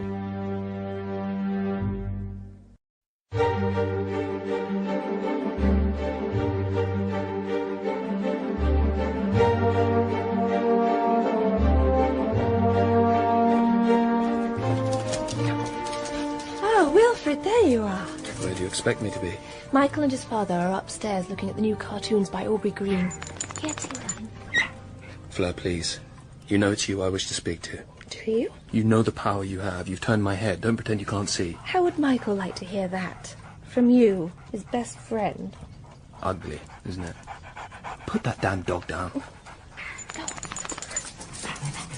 If you were really fond of Michael, I swear I wouldn't be saying this to you, but you're not. You know it's true. You know very little. I am fond of Michael. Oh, yes, but not in the way that counts. It counts quite enough to make one safe. So you're a flower that I can't pick. That's right. Are you quite sure, Fleur? The moment I believe that, I shall go away. You won't keep me in your zoo, my dear. I shan't hang around and feed on crumbs. You know what I feel. It hasn't been my fault, has it? Yes, it has. You've collected me, as you collect everyone that comes near you. I don't know what you mean. Don't be angry with me. I'm too unhappy. Just to touch your hand. I'm sorry, Wilfred. All right, I'll go. But you're coming tomorrow? Tomorrow? Good God, no. What do you take me for? Goodbye. Oh, ding-a-ling. Tomorrow. It's my anniversary. 2 years since I married Michael, and still an ache when I'm reminded of what might have been with John. What better remedy than the distraction of a social gathering to prevent a person from thinking for even a moment? Is that you, Alison? Yes, Fleur speaking. Wilfred has fallen through for dinner tomorrow night. Is there any chance of you bringing Gerd and Minnow? I don't know him, of course, but he might be interested. Or could you try? Thanks awfully. So much to do, so many new things to talk about and people to keep up with, that there is hardly a moment which lacks occupation. Yet sometimes it's impossible not to wonder if there isn't meant to be something more. Into your bed, Ting. I must dress. Ting really feels she should be dressing for dinner too. Michael, darling. He'd rather suit evening dress, don't you think? May I kiss you? My dear boy, there isn't time. Help me with this. Do the top 3 hooks. Yes. How do you like it? Oh, and Wilfred can't come to dinner tomorrow. Have you read his writing? Sit down and tell me about it. Well, he's always got something to get across. He's a bit of a romantic, of course. Most of our other writers, they say it pretty well, but they've nothing to say. They won't last. But you think Wilfred will? Is he really so much better than everyone else? Wilfrid has emotions. Hates, pities, wants, at least sometimes. And when he has, his stuff is pretty good. So, everyone I've invited tomorrow, are they the wrong lot? My dear child, the lot of the hour is always the right lot. And you've got to watch it and change it quickly enough. The really big people don't talk and don't bunch. They paddle their own canoes in what seem like backwaters, but it's the backwaters make the mainstream. If you were me, would you ask Hubert Marsland next week? Marsland paints windmills, cliffs and things. I doubt if he's heard of the future. I think it would help if Wilfrid came too. Dear Wilfrid, Wednesday lunch, Wilma, Hubert Marsland, 2 other women. Do come along and help me live it down. Michael, your chin is like a boot brush. Oh, sorry, old thing. Your shoulders shouldn't be so smooth. Wilfrid was complaining earlier. What about? He said he couldn't turn the work out just now. Oh, I'm sure that's not true. He always seems to have something to say. I reminded him that being in love was a good stunt for poets. What do you think? Might he be? In love? Yes. I've no idea. And if you don't know, nobody does. Come along, Tim. You will be here soon. Come on.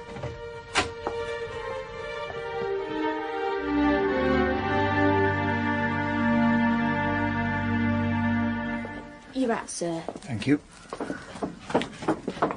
Father. That dog.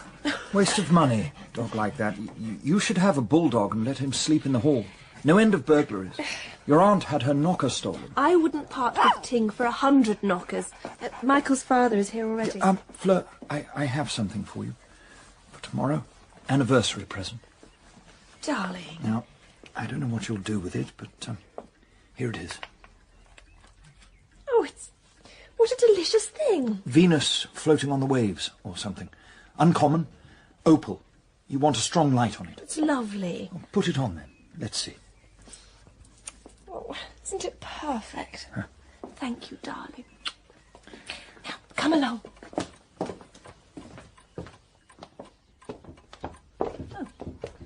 Bart must be up with Michael, talking about his new book. Writing? At his age? Well, Ducky, he's a year younger than you. I don't write. Not such a fool. You got any more new-fangled friends? Just one. Gurdon Minnow, the novelist. Another of the new school? Oh, no, dear. Surely you've heard of him. He's older than the hills. They're all alike to me. Ah, here they are. Michael, look at this lovely thing Father has given me. I say, darling, what a beauty. Always gave my wife pearls. Can't go wrong with pearls. I take Michael's hand and put it up to the opal at my neck to let them all see what good terms we're on. I went to the Tate today. I do find it touching. Touching? Fleur means, sir, that to see so much old English art together is rather like looking at a baby show. Well, I don't follow. There's some very good work there. But not grown up, sir. Ah, you young people mistake all this crazy cleverness for maturity. Yeah, the beauty of this country's art is its innocence. We're the oldest country in the world, politically, and the youngest aesthetically. What do you say, Forsyte? Turner is old and wise enough for me. Are you coming to the board meeting on Tuesday? Oh, Tuesday? We were going to shoot spinnies, weren't we, Michael? Well, I should let it wait. We're due to settle that report. I'm not easy about it, Mont. I've recommended to members of my family to buy shares in that society. They have confidence in my judgment. And why shouldn't they? Well, I'm unconvinced by how much investment is being made abroad. I expect Elderson has taken everything into account. Well, if I'd realised how much that chap ruled the roost, I doubt if I should have come onto the board in the first place. What, Elderson? His grandfather was my grandfather's parliamentary agent at the time of the Reform Bill. Bought every vote. Used to kiss all the farmers' wives. Great days, Forsyte, great days. And over. I don't believe in trusting a man's judgment as far as we trust Elderson. My dear Forsyte, the chap has a first-rate head. I've known him all my life. We were at Winchester together. And there lies much of the reason of my unease. On that board, they're all so honourable, they dare not scrutinise each other. What do you want? Here. You don't like almonds, I suppose. He has a passion for them, Dad, haven't you, Ting? I believe the little brute likes me. Poor fellow. Well, don't mention what I said. My dear Forsyte, what was that? Good heavens. And I'm on the board with a man like that. I see the critics are blowing rather hot and cold about Linda Frew's latest. Darling, I tried so terribly hard to read it, but I simply could not keep my eyes open. Well, she seems happy enough. What she wants now is a child. Yes, if she has a child, I'll settle another 20,000 on her. You might enjoy our offering on the great masters, sir. We have Goya's Sleep of Reason on the book wrapper. I think I might part with my picture. Sell your Goya? Oh. Think of the envy with which you're now regarded. One can't have everything. Darling, we really mustn't be late for the concert. Hugo will never forgive us. What's this? Hugo Solstice Ducky. His compositions are awfully interesting. Modern, is it? Tries his very best to dispense with all melody and rhythm. Rather like listen to a handful of pebbles being rattled in a can. Darling, that isn't fair. Perhaps we could take an aisle seat in case we need to slip out. So everyone will be there, so we must try to look interested.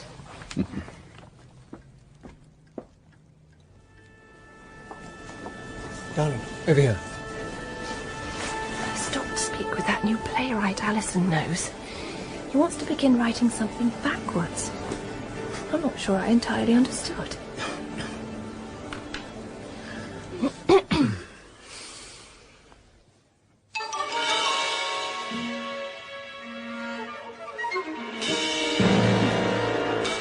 Only problem with this English restoration music is it's virtually impossible to sleep through it. Shh, darling.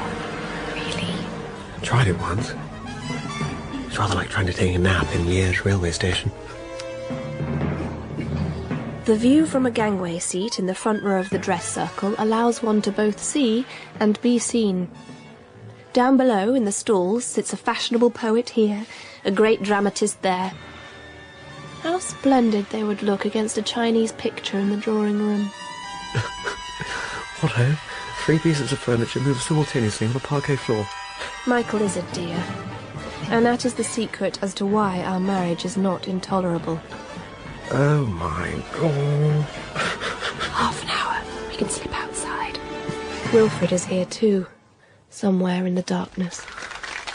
Come out for a whiff. The next things are done.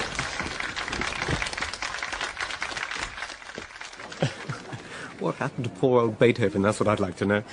The poor chap's meant to be out of date, but one did rather enjoy it. Well, it was terrible. Cigarette, darling.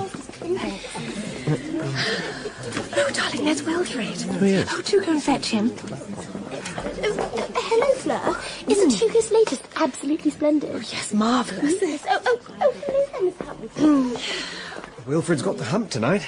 Says he's not fit for human society. Queer old son.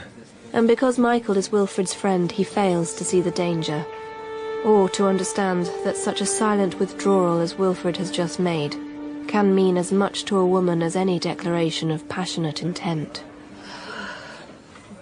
Oh, I'm tired, Michael. Let's go home. You wait here, darling. I'll get us a rickshaw.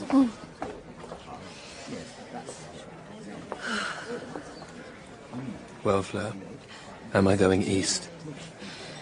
You're very silly, Wilfred. Whatever you like. Am I going east? Say the word and I'll be gone from your life forever. No. Tuesday morning. 11 o'clock at the Tate. We'll talk it out. Agreed.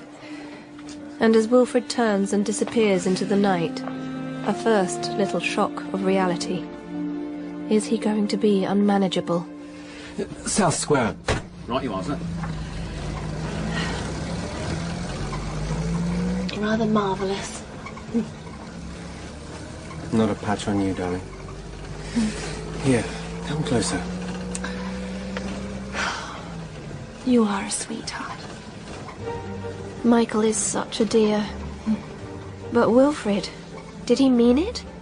Would he really go east just because he might not be granted the object of his desire? And John, who wrote poems and felt everything so acutely, he did leave me to make a life on the other side of the world. It seems to be not useful in the least to have a heart.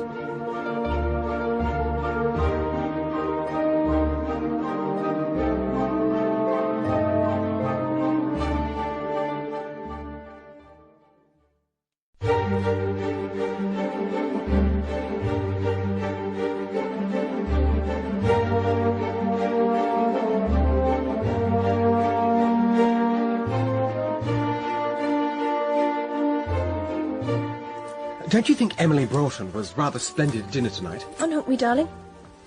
Do you really believe she actually visited all those places? The story about the Himalayas was certainly unexpected. She doesn't look the type to go anywhere without a lady's maid and a supply of Kendal mint cake. Oh, darling, was it a great success or a nightmare? Nightmare? You had Amabel Nazing discussing association football with Nesta Green. And I actually saw that dramatist chap giving Ting some salted almonds under the table. Oh, Ting, my Ting. You were wonderful tonight. Oh, so were you, darling. I knew Amabel would smoke between courses, but she does come from Virginia. At least she arrived with some clothes on. Rather a disappointment, I thought. Darling, what do you think of Bentley Mason's writing? Rather like a glass of old wine. Mellows all the other fizz about. But that's what you expect with a chap of his generation. I didn't understand a thing about people not wanting to read about contemporary life. I think they're simply fed up with all the newspapers and photographs. Too much of life to take in all the time. Or rather, not real life, but reproductions. Reports of life. And, well, it all seems rather shoddy and commercial. That's why people prefer stories about the past. Or the future. Bentley had a point, don't you think? Youth never gets what it wants.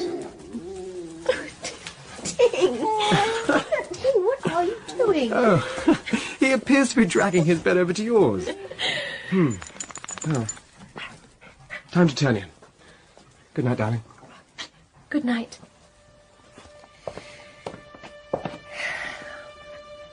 You are funny, Ting. How do you always know when Michael isn't staying?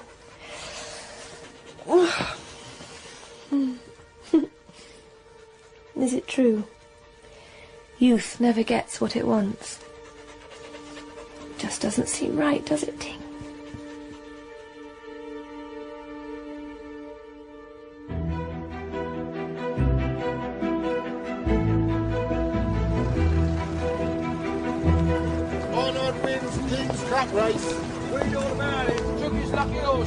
Soames makes his way to his meeting at the Providential Premium Reassurance Society, having lain awake half the night in a state of rising anxiety.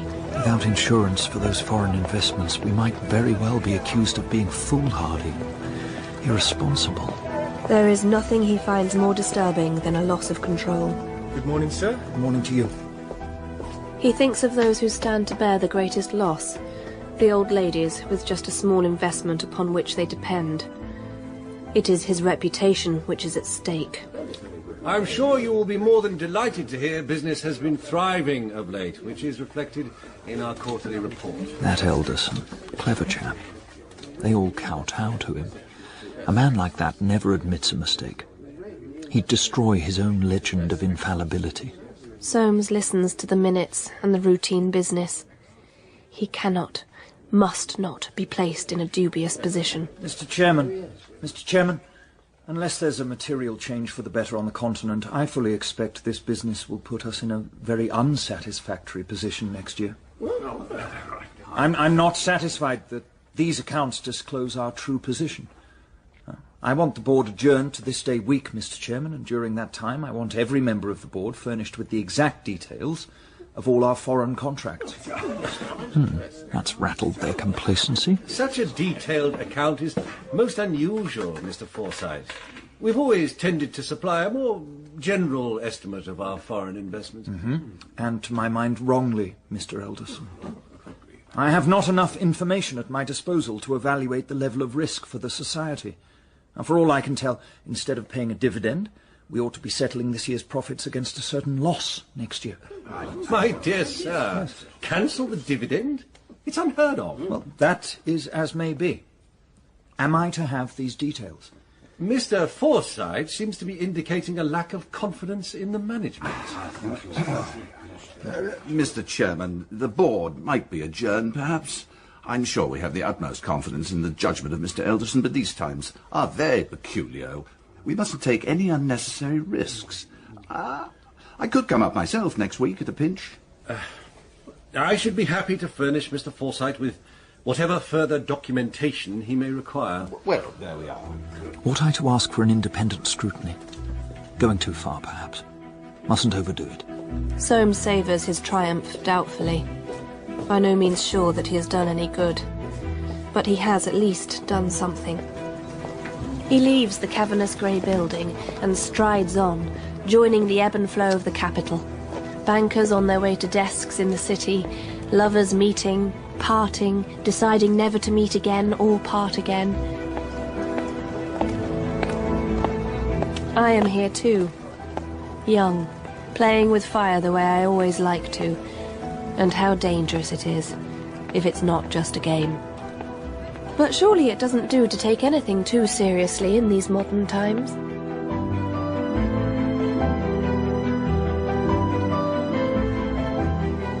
Fleur. Wilfred, don't you think this picture is delicious? Isn't it Eve, in the Garden of Eden? Oh yes, so it is. Shall we look at the others? If you like.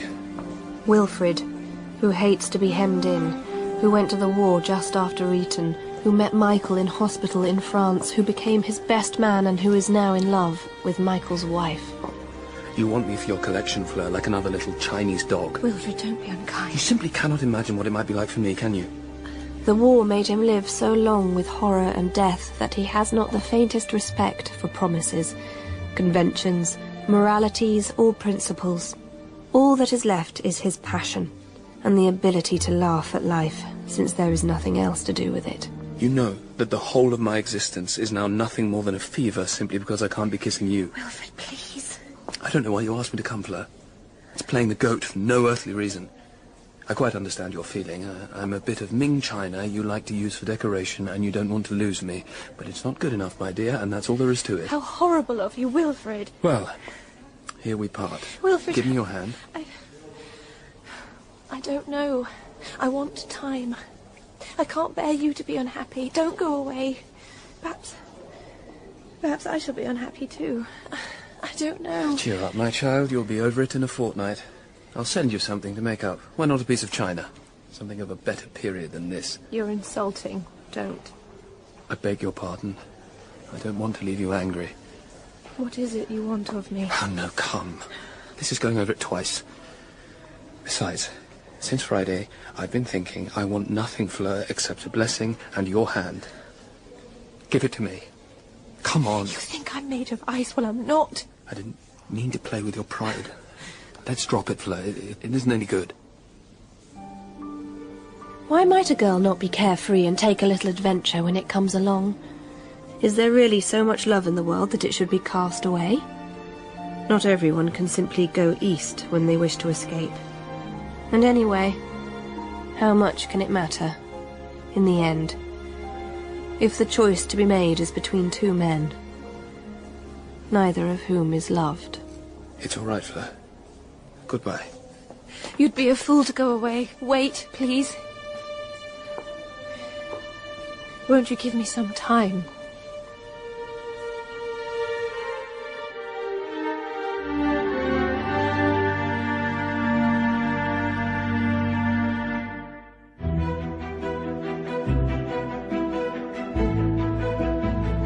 Along the river, in the Green Park, Soames finds his nerves still jangled from his confrontation with the board. He yearns for the comfort of fellowship, but has only Michael's father at his side, a man who has known all the benefits of inherited wealth without any of the wisdom which might have put it to good use. Well, Forsyte, you gave us quite a shock with your ultimatum. First time I remember anything of that sort on the board. Sleepy Hollow.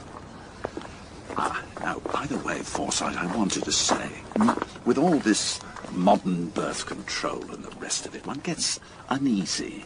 We're not the royal family, I grant you, but don't you feel with me it's time there was a movement in heirs? Plenty of time. I don't like that dog, Forsyte. Dog? What's that got to do with it? I like a baby to come before a dog. Dogs and poets distract young women. My grandmother had 5 babies before she was 27. She was a Montjoy, wonderful breeders. How the chap rattles on. Country's overpopulated. By the wrong sort. Less of them and more of ourselves. Well, talk to your son. God, they think us old fogies.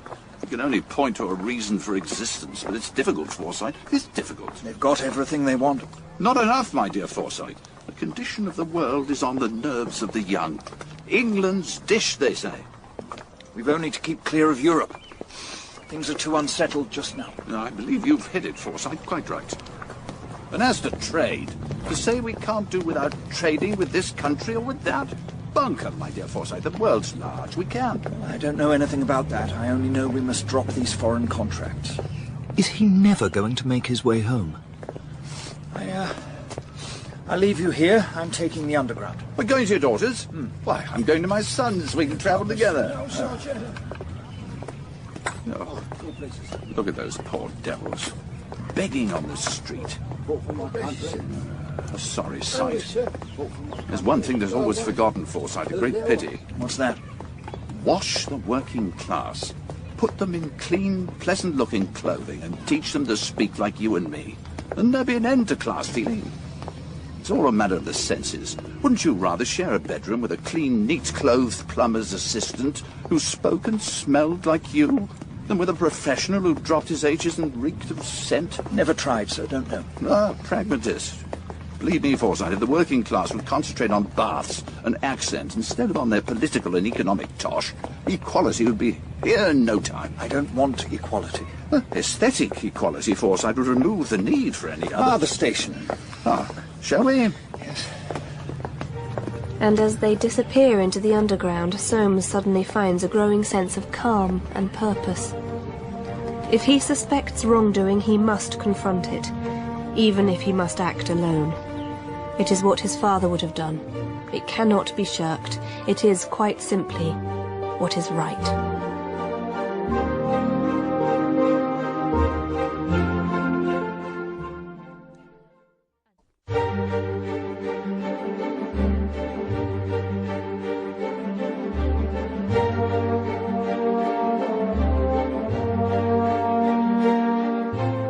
Come in, Bickett.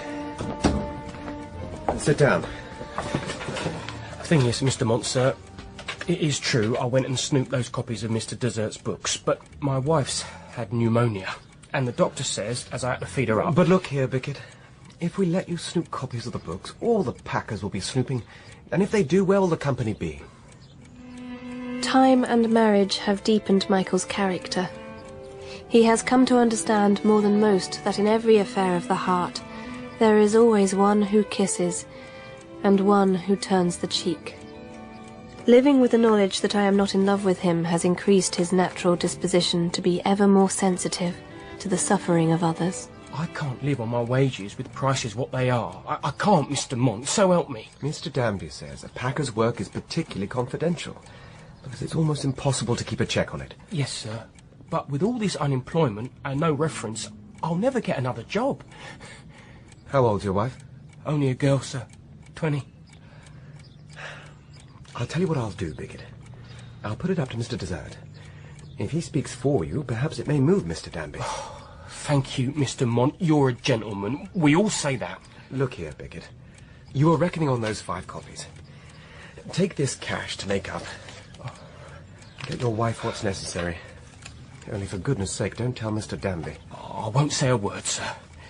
And my wife. All right, Bickett. Look, let me see what I can do. Thank you, sir. All right.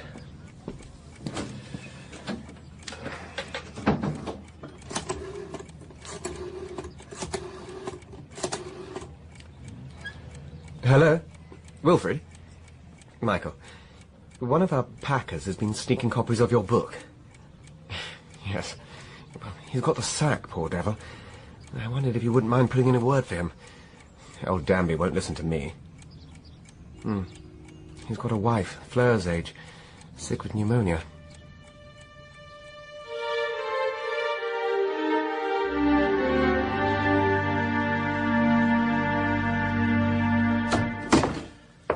No go, I'm afraid. Said I thought he was being too hard on Bickett. Not hard, he says, only just. Tried to explain to him that life was pretty good purgatory for all except about 30% of grown-up people. He tells me, we couldn't conduct our business, my dear young man, without scrupulous honesty in everyone. You know that perfectly well. I said, I don't know anything perfectly well, and I mistrust people who say they do. Old Danby does have his principles. I asked him to give Bickett another chance for me as a favour. I wrote the damned book. He wasn't having it. Said it was a matter of conscience. So, nothing doing, I'm afraid. Thanks, Wilfred. You gave it your best shot. Wait in my room for 5 minutes while I let the poor beggar go, and then I'll come along. No, I'm going the other way. Goodbye.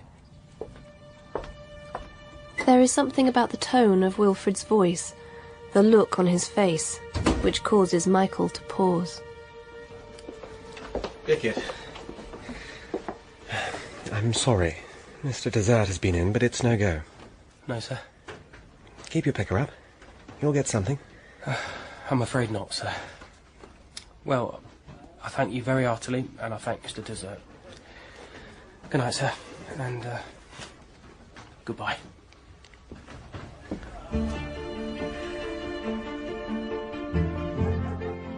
All right, Vic. I've gone and got you a meat jelly and some Benger's food, and I paid the rent. How'd you manage that? Well, I've got my pay, haven't I? How you been breathing? All right, much better. I'll soon be out and about. Oh, I'm glad. They have little to sustain them, except each other. A small room, nothing much of comfort, and cold.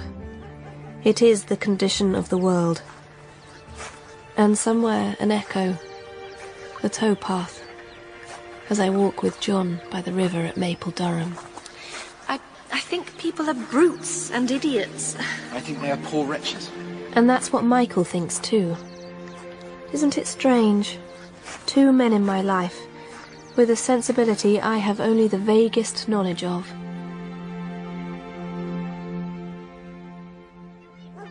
News isn't bright. I've lost my job, Vic. Oh, Tony! Why? Well, fact is, they're slack. They're letting people go. What should we do then? Well, don't worry, I'll get something. But you like that job? Oh, I like some of the fellas, but as for the job, what was it? Wrapping books up in a basement all day long? Let's have something to eat and get to bed early. It's cold. I feel as if I could sleep for a week. I think of Gurdon Minnow and Linda Frew, and sugared almonds slipped under the white linen tablecloth to a waiting ting. Shall I tell you what I'd like? Central Australia. Yeah, I saw a book about it. We'd have some sun out there. I believe if we had some sun, we'd both be twice the size we are.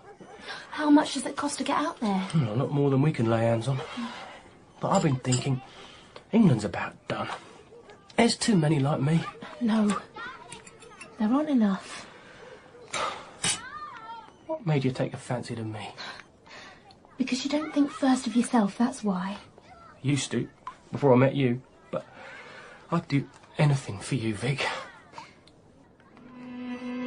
He wants to take his chance, to see what life could be. And the risk? Sometimes any amount of danger can seem preferable to life remaining unaltered. Fleur, have you really come to see me? The first seeds of the idea start with Amabel Nazing and the other women who so often come to dine. Are you going to ask me in? Of course. He takes my hand gently and draws me inside. I wonder, is this what it's like? To stand on the very edge of things and feel the comfort of solid ground beneath one's feet, while at the same time experiencing an almost overwhelming urge to give up all resistance and fall forward into the unknown. Your telephone call. It surprised me. You said you wanted me to see your rooms and this furniture. It's awfully old. Have you inherited it from generations of desserts? Pretty much. It's come up from Hampshire. Isn't this a monk's seat? Is this where you lie and get inspiration for your poems? Oh, Fleur. Why have you come here? To torture me? What an awful thing to say. Truly, I don't want you to be so unhappy. The power to end my suffering is in your hands. You know that. I think you've always known it. Have I done something to make you feel this way? I don't know how it's happened. But something of this kind, it's like a great storm. It can't be unmade. I wouldn't wish it to have never been so, would you? I have to be with you. To have you near me, forgive me, but I can't choose for this feeling not to exist. And his need is so deep, so painful. It is not at all the experience of sensation, so fashionable these days. Just one kiss, received, but not given.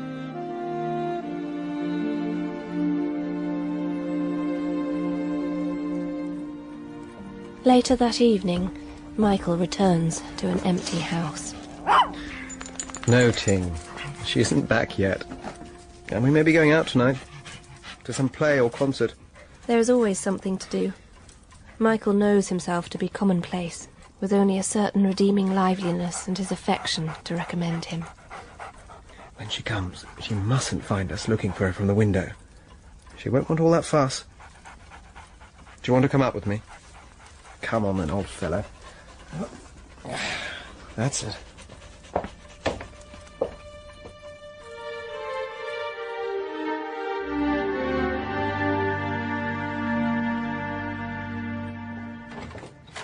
Hello, Michael. I'm rather late. I've been to the club and walked home. My darling. If you ever got pneumonia, I'd snoop any number of books for you. Why on earth should I get pneumonia? You don't know the connection. We're not going out tonight, are we? Well, of course we are. You're Aunt Alison's. Oh, Lord. If we're tired, we could cut that. My dear, impos. She's got all sorts of people coming. Righto. Wall paint? Yes. White waistcoat. I like you in white waistcoats.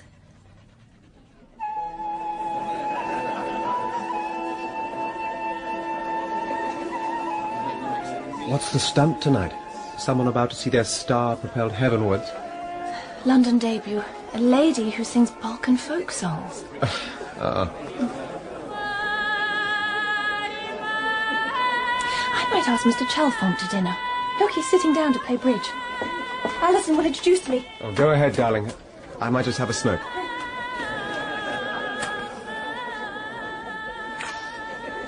Mont, come down here. What's wrong, Wilfred? You haven't called me Mont in years. You've got to know. I'm in love with your wife. What? I'm not going to play the snake. You're up against me. I'm sorry, but there it is. You can let fly. Here.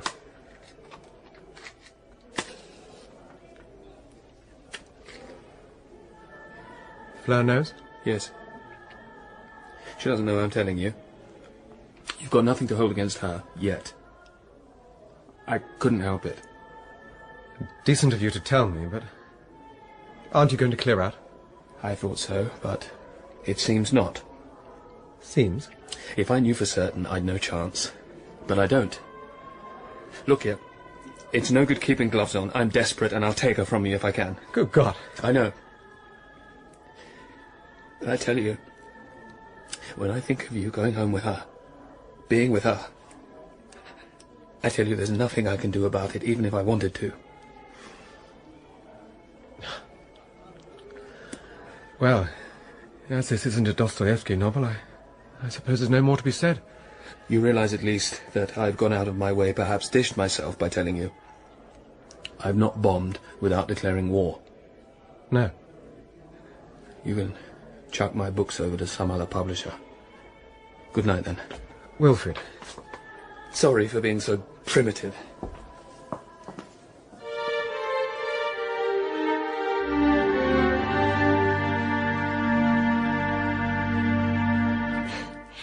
You're wearing your Piero pyjamas, darling. Very dashing.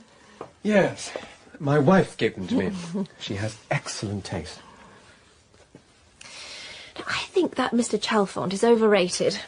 He's nothing but a mental yawn. He's coming to lunch tomorrow week. Wilfred's been telling me.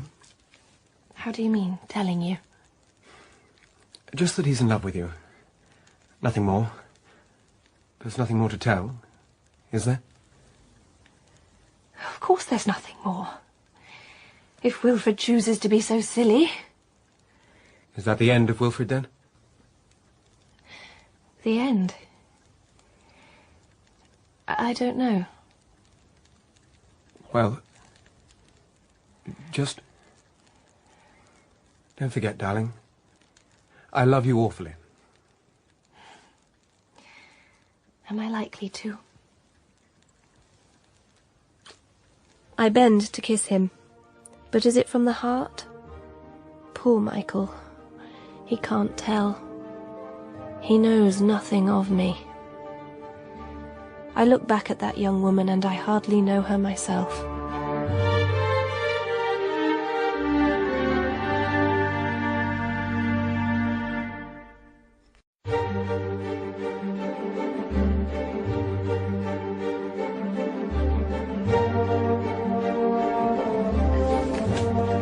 Morning, sir.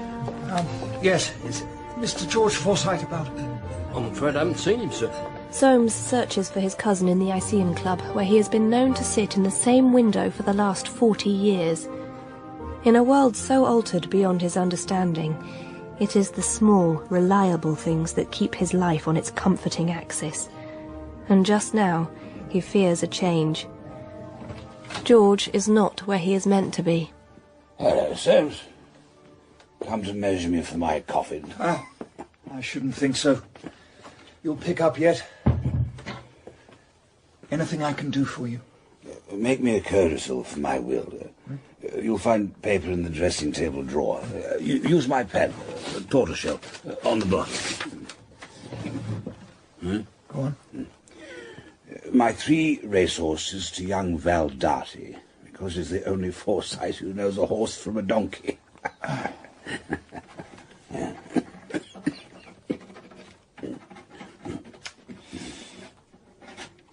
What have you said? I hereby leave my 3 racehorses to my kinsman Publius Valerius Darty of Wansdon, Sussex, because he has a special knowledge of horses. You're a dry file, Soames.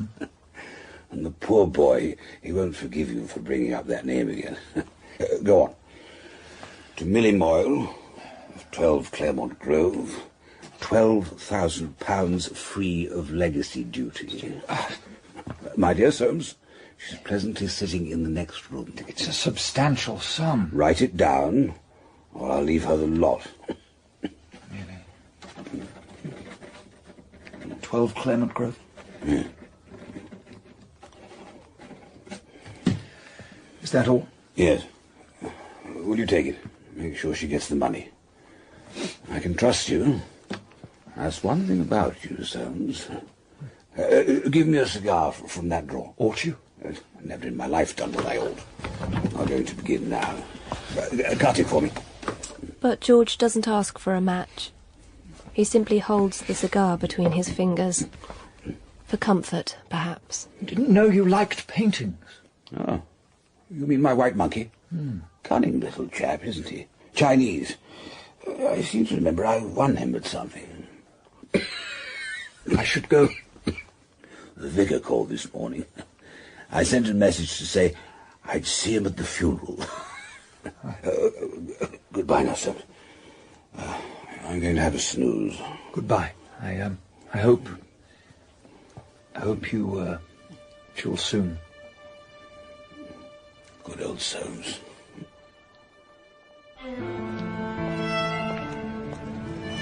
How can a man joke at death's door?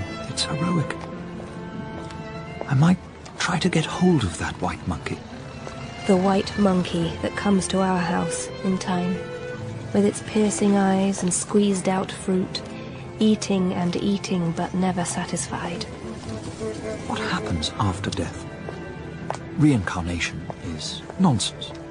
Still, one would be glad to go on, if one could, to be near Fleur.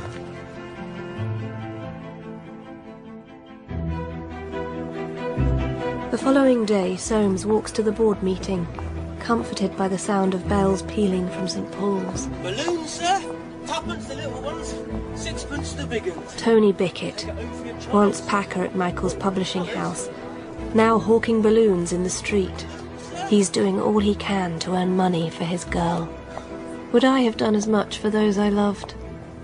For John? Balloons, sir? What should I want with a balloon? Young children like 'em, sir. No weight. See? You can carry it in your waistcoat pocket. Well, I dare say, but I have no young children. Grandchildren, sir? Nor any grandchildren. Never mind, sir. Thanks anyway. Poor harmless little chap. Here, give me 2. How much? A shilling, sir. You can keep the change. Thank you, sir. Half a crown. Why on earth did I do that? Invested in those balloons on the side of capital, trade, to be encouraged.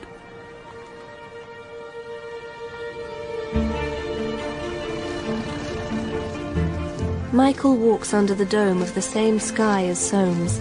He thinks about Wilfred. Wilfred, who is in love with his wife and ever on his mind. He tries to shake his head straight. He's alive when so many are dead since the war. Bickett! Is this your stunt now? Mr. Mont! I hoped I might see you again. Same here, Bickett. Look, if you're not doing anything, come and have some lunch.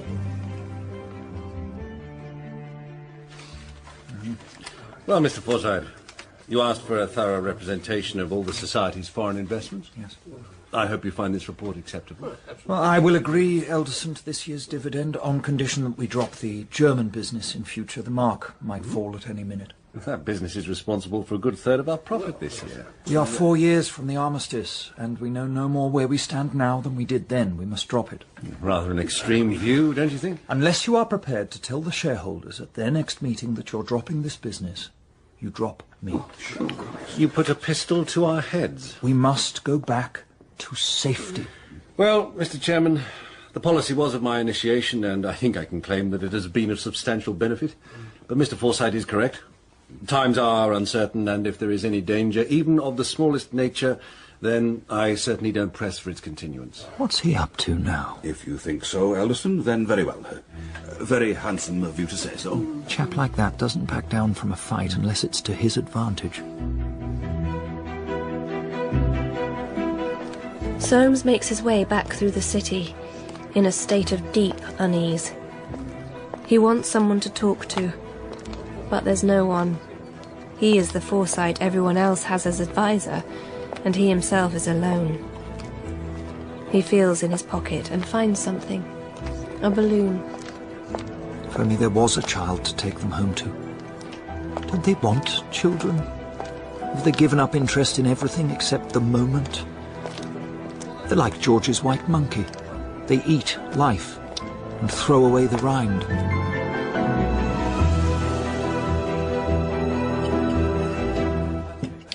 Have some more oysters, Bickett. My God. They are good, sir. Yes. It's a funny world. Oh, it is, and that's a fact. This lunch will cost you £1, I shouldn't wonder. If I take 25 bob a week, it's all I do. You touch it there, Bickett. I eat my conscience every day. Oh, no, sir. If you've got money, spend it. I would. That's where the socialists make their mistakes, sir. Nothing keeps me going like the sight of other people spending money. It's what we might all come to with a bit of luck. Take away the gamble, and life's a frost. Here's luck. You almost persuade me to be a capitalist, Bickett. I wish to God I had my wife here, sir. She's the prize I drew. I don't want a world where you can't draw prizes. If it were all blooming conscientious and according to merit, I'd never have got her, see? What made you think of balloons, Bickett? You don't have to advertise. They do it for you. How's Mr. Dessert, sir? Oh, he's all right. I wish you'd let him know that it was quite an accident, I pinching his book. I've always regretted it. It's usually an accident when we snoop other people's goods. We don't want to. No, sir. I don't agree. Half mankind's predatory. Only I'm not that sort myself.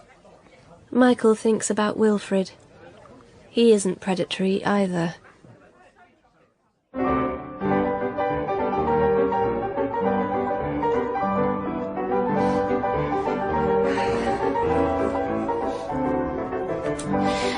you mind if I turn this off, Father? I thought you liked that contraption.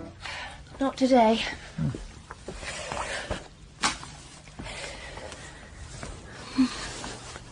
Had news of George Forsyte this morning. died in his sleep. Oh, how sad. Not surprised he went before his time, never exercised.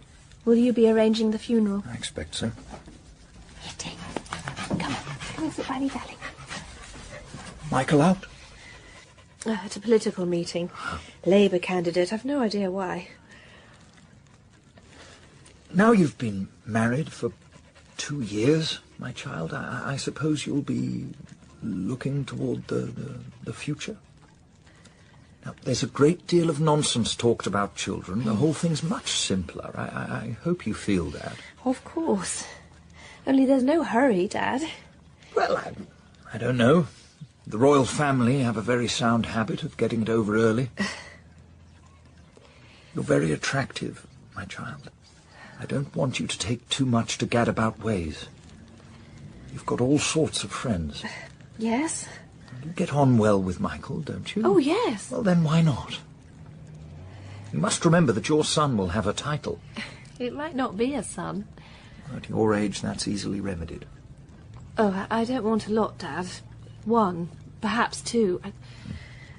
Well, I should almost prefer a girl. Something like... well, something like you. I don't know. It's a tie, like digging your own grave, in a way. I shouldn't put it as high as that. No man would, Dad. Well, I thought I'd mention it. I've got your happiness at heart. I know, Dad.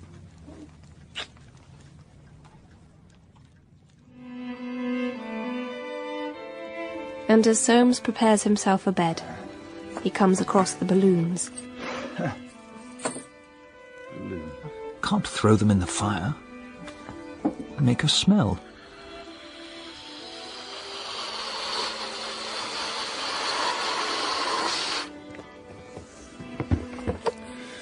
I suppose you tie it like this. Do you? Yeah. Huh. Purple. See it float. Go on, up you go.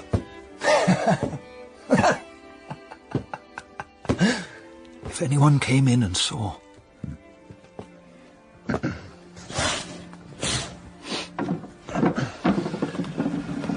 Out.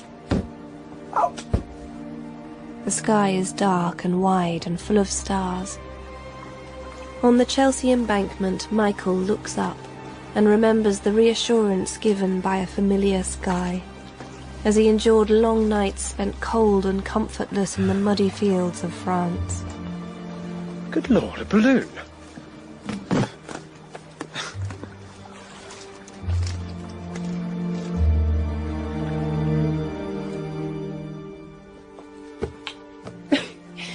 What on earth's that? Oh, I don't know, darling. It fell on my hat. It must belong to heaven. Let's call it something. How about balloon? No, too silly. You are a baby, Michael. I believe you bought it. What a misfortune to be in love. You think so? There's always one who kisses and one who turns the cheek. But I do kiss you. We could kiss now, if you like. Embracing her, Michael wonders. She holds me. She does with me as she likes. But I know nothing of her. Oh, look! Look, darling! Look, gee, he's playing with the balloon!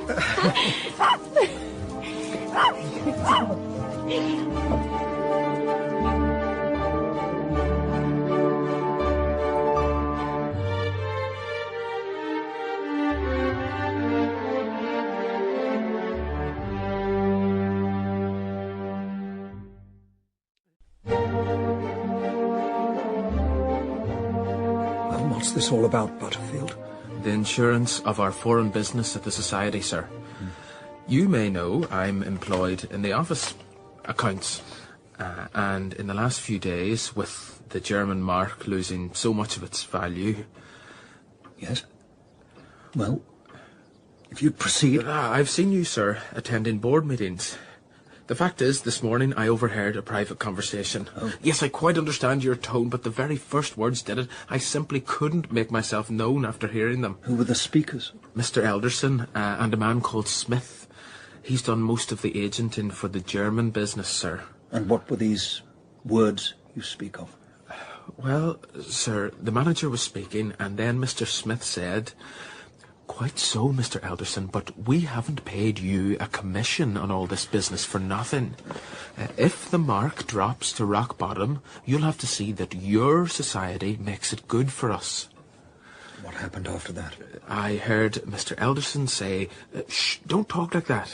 I slipped back into the boardroom. This is most serious. I know that, sir. If I'd consulted my own interest, I'd never have come. And are you prepared, if necessary, to repeat this to the board? Well, sir, I'd much rather have held my tongue, but if you decide it's to be taken up, I suppose I must go through with it. Very well. Leave this to me. Good morning. Good morning, sir. I might have known. Elderson taking bribes. Still, it's one word against another. Shan't act in a hurry. Except... will we be held to account if the losses are great? I refuse to be held liable. Why should they have everything I've laid aside for Fleur and her children? But not everything can be insured against, and not everyone can make the choice for stability above the restlessness of their own nature. No, Wilfred, let me go. You promised to be good. It is a winter's afternoon in Wilfred's rooms. London seems dull today, but Wilfred isn't dull. Does he ever ask whether you see me? No. Why? I don't know. What would you say if he did? That's why this can't last. Good Lord. No, don't come any closer. He's down there, in the street. Michael. But how could he have known? Do you only know him as little as that? Do you suppose he'd be there if he knew you were here? Why is he there, then? He probably wants to see me. He looks as if he can't make up his mind. Don't get the wind up, I won't let him in.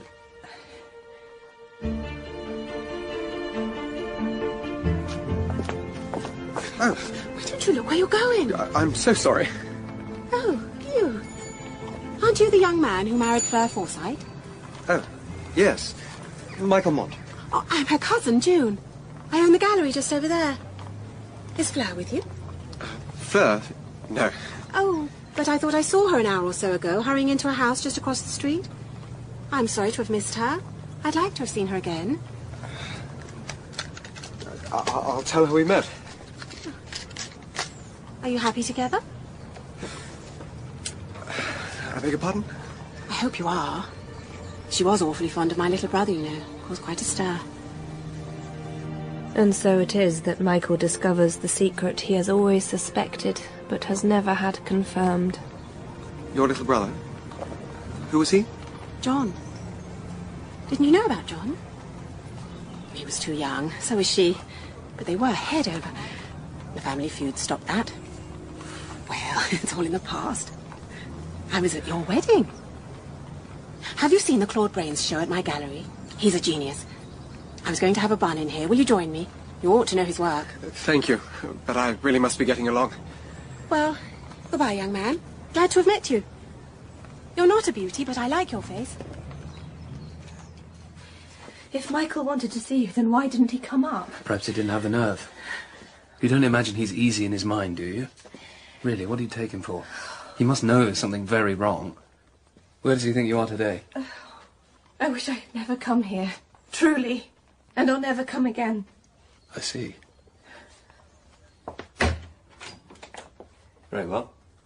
Go then. If that's what you want. You think I'm a heartless beast. So I am. Now. Goodbye. His eyes look up. So tragic. Deep wells of sadness and despair. But this is a time in my life when I can think of no one but myself. Out on the street, everything is as normal. Here, a person might pass unnoticed in the crowd. Here, watch out! I'm sorry. I'm so sorry. I didn't. Do you want to get yourself killed? Michael is walking too. She was with Wilfred in that house. And she loved this John. I can't stick it. His head is reeling, fearful that he might finally be staring into the abyss. She may do with me. But what did it matter? Once she'd lost the man she really loved. Smells a cigarette, mister? Of course. Take the lot. Take the case. You'll get 30 bob for it. Here, mister. Oh, there you are. Oh, Dad.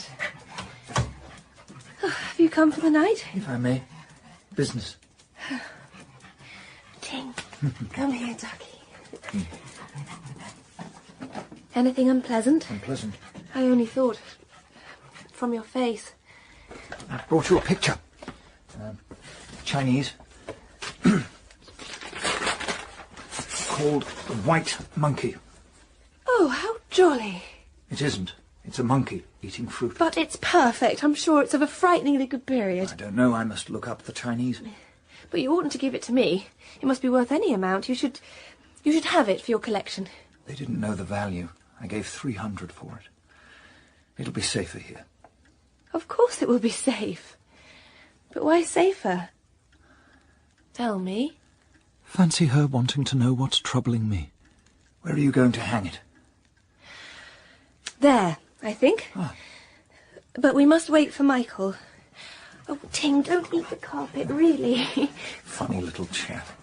And he always knows me. Oh, come and see the new monkey ducky. Look at him. Look at him sniffing the paint. Anyone would think he was an expert. He knows what he likes, don't you, Ting? I don't know where Michael's got to. Another of his political meetings, I shouldn't wonder. I'm glad you were here when I got in. I might have felt low to come back and find myself alone. What about all your writers and artist people?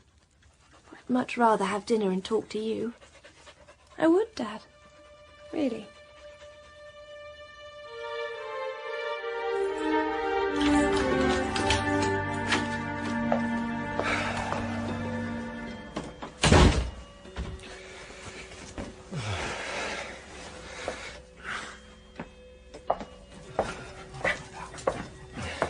Hello, Ting, old chap. Well, all alone. Where is she? Gone to bed? I don't know what I shall do when I see her. No, I can't go up yet. Come on. Come sit with me in my den. Yes.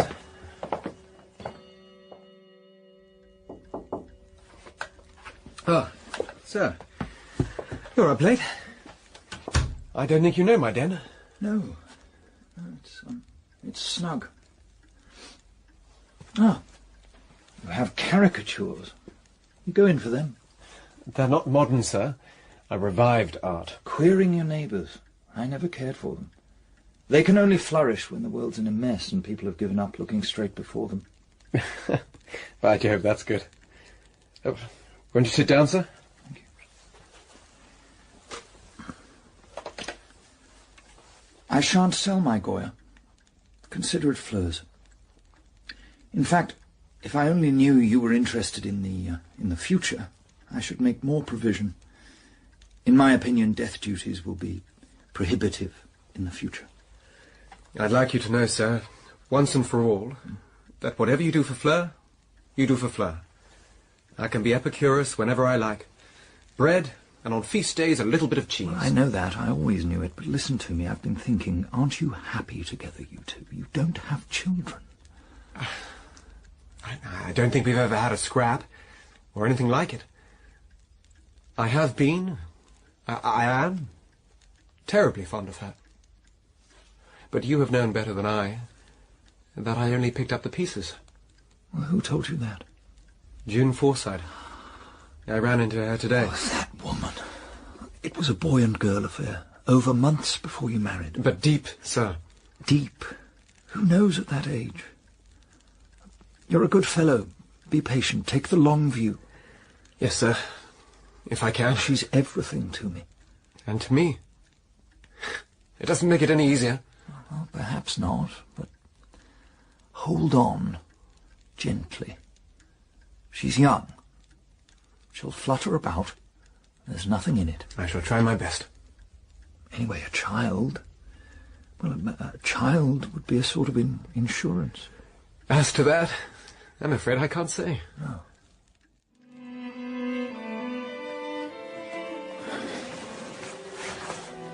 Those fools at the Society are just like the government. Spend their whole lives skating on thin ice and then get knighted for it. I should have looked into the policy of the Society more closely before I agreed to join the board. I should circulate the shareholders. I should offer my own money for compensation. Sue the other directors for their share. It's a joint responsibility, but it isn't done. Honesty. Does the government ever confess? No. No, they hide behind policy or say nothing at all. First time in 40 years, I'm on thin ice.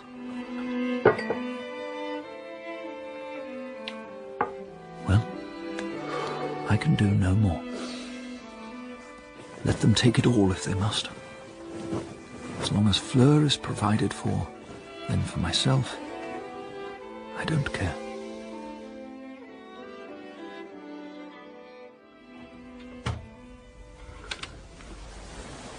Darling, it's me. Hmm? Let me come into your bed. Oh, Fleur, you're cold. I wouldn't have come, would I, if you had to worry about anything, anyone. Let me look at you. Close your eyes while I kiss you.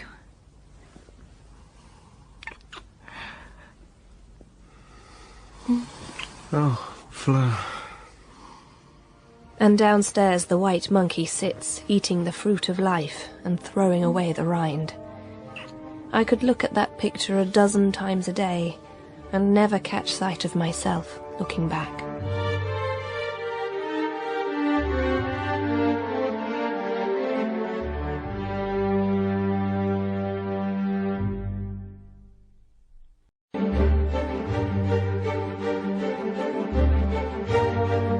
The Forsytes Continues, dramatised from the novels of John Galsworthy by Lynn Coughlin, with Jessica Raine, Joseph Millson and Ben Lambert.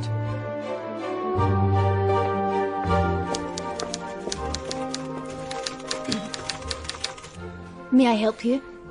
Yes. Mr. Mont, please. I'd like to see him. It's about a manuscript I've written. I see. And the name of the manuscript? I haven't sent it yet. I wanted to see him first. My name's Miss Manueli.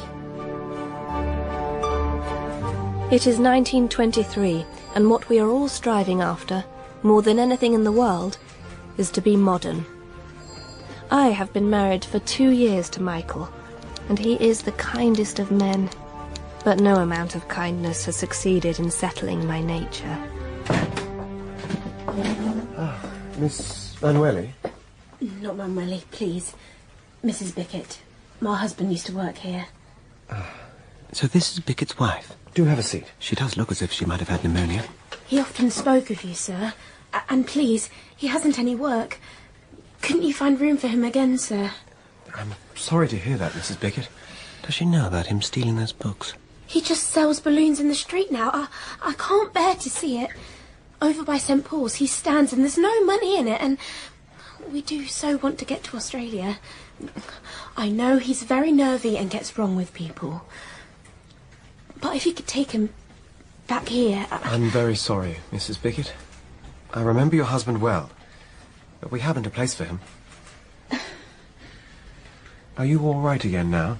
I heard you've been ill. Oh, yes. Except that I can't get work either. I'm sorry to hear that. I've gone everywhere looking, sir, but it's the same all over. She really is a terribly interesting-looking girl. Something of the Mona Lisa about her. It must be difficult for you and Bickett, both out of work. I don't suppose you'd like to sit for an artist friend of mine. He paints book jackets for us here. Perhaps you've heard of him. Aubrey Green? No, sir. How do you think you'd feel about sitting? I wouldn't mind anything to save some money.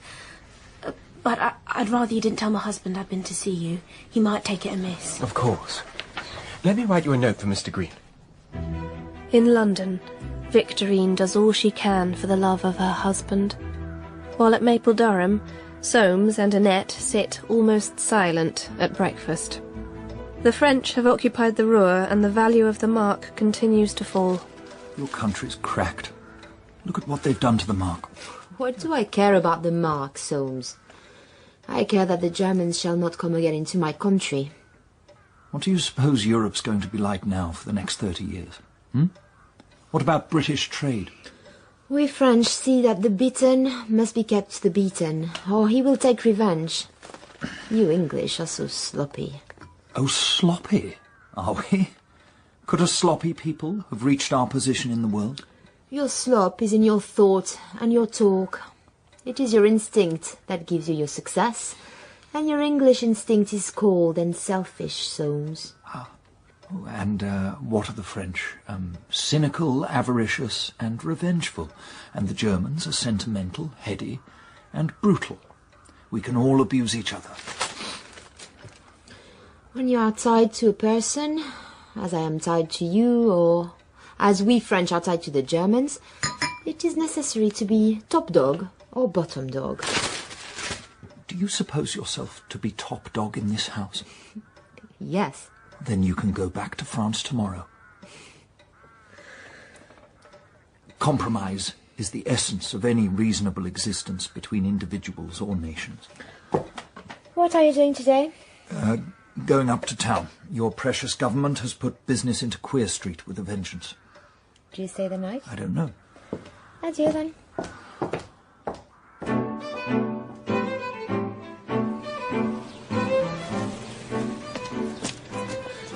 I say, are you waiting for me? Mr. Green? That's right.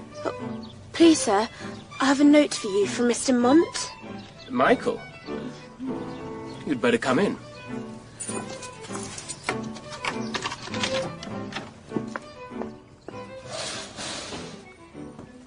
Will you sit for anything? Yes, sir. Do you mind taking your hat off? Good Lord. I wonder. Just, sit down over there, would you? This is your first shot, then? Yes, sir. You look cold. I know. Have a Grand Marnier. Where were you born? Putney. Oh. That's very interesting.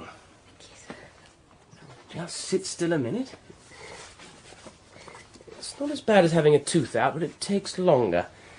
Now, the great thing is to keep awake. Yes, sir. Tell me, Miss, Collins. Victorine Collins. Are you at large, or have you any other occupation?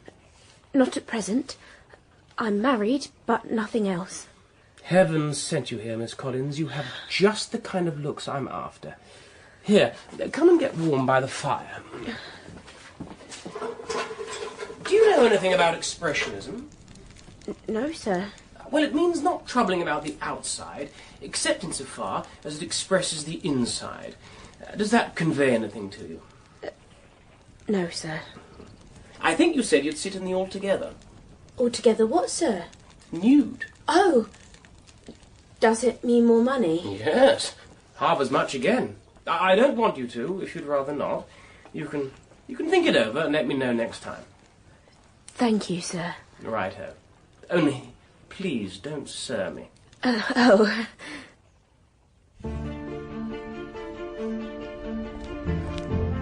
Michael leaves his office and walks east, with visions of Victorine and Bickett in his mind. Their devotion beyond doubt. And then he thinks of Wilfred, who is somewhere in the city, waiting. If Wilfred were not seeing Fleur, how could he bear to be within such tantalizing reach of her? And if Fleur did not want Wilfred to stay, why has she not sent him away? And then the past, like an unexpected wave, sweeps up to the door of Michael's home, half a mile away, and brings news of love, long lost, but not forgotten. Holly, how awfully nice to see you. Fleur. Holly, John's sister. I saw June yesterday, and she said I should come to see you. I hope very much you don't mind. Mind? Of course not. What a lovely room. Oh, Ting, come and be introduced. Oh, this is Ting-a-ling. Isn't he perfect? He's a little upset because of the new picture of the monkey. How's Val and your lovely farm? It's a nice backwater to be in. I don't get tired of it. And John? He's growing peaches in North Carolina. Oh. Is he married? No. I suppose he'll marry an American. He isn't 22, you know. What do you think of this picture? Someone said it was just like life, eating everything up and still looking for more. Poor monkey. I'm always frightfully sorry for monkeys. But it's marvellous, I think. If I can get one more painting I'll have done in this room. What do all you smart young people feel about life nowadays, Fleur? Oh, well, we know it's supposed to be a riddle, but we've given up. We just all want to have a good time because we don't believe anything can last. Oh, surely you enjoy yourselves. Well, I like getting hold of nice things and interesting people. I like seeing everything that's new and worthwhile, or seems so at the moment. Let's have some tea. Tea, Ting. I'll ring the bell. John is not married. There is such a sense of loss. And Michael? Wilfred? What does it matter? Things do not come round as they are expected to in books. How are you, Mont? You've seen the marks valueless? Rum business. I've been visited by an employee of the Society, a chap called Butterfield. Now, he's told me confidentially he heard Elderson agreeing to take a bribe for the German contracts. It would explain Elderson's reluctance to change his mind when I challenged him. Well, what do you make of it? Oh, hallucination, my dear Forsyte. I've known Elderson all my life. We were at Winchester together. A man who was at Marlborough with me ran away with his mess fund and his colonel's wife and made a fortune in Chile out of canned tomatoes. Will you tackle him? See what he says to it? Oh. Shall we both go? We'll both go, Forsyte. I don't like it, but he ought to hear it. We've lost the Society about £250,000 by that precious foreign policy. I can't be sure action won't lie against us for taking an unjustifiable risk. Action? What sort of action? As members of the board, we are responsible for any reckless decision-making which may have led to unnecessary losses. The deuce!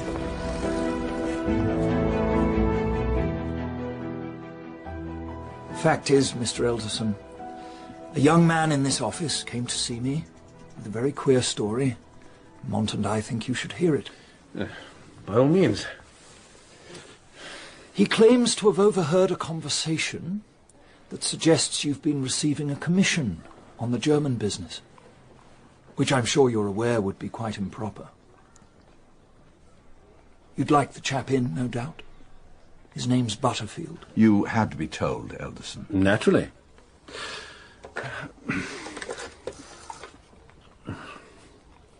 Ask Mr. Butterfield to come here.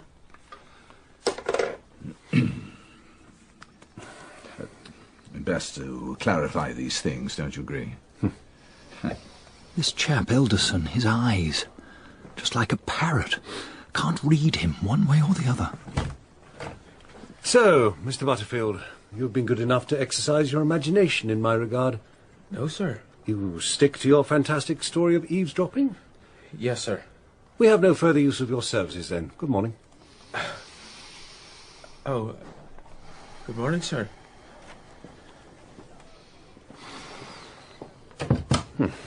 So much for that. He'll never get another job again. I thank you for drawing my attention to the matter, gentlemen. I've had my eye on that young man for some time. What do you make out he had to gain? Foresaw dismissal and thought he'd get in first. I see. No, I do not see. I shall find out more about that young man.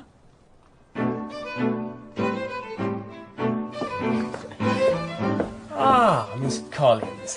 Allow me to introduce Mrs. Michael Mont. Pleased to meet you. Well, I do hope you like my little dog, Ting. He's going to try his best to be helpful. Goodbye, Aubrey. Good luck with the picture. Goodbye, Miss Collins.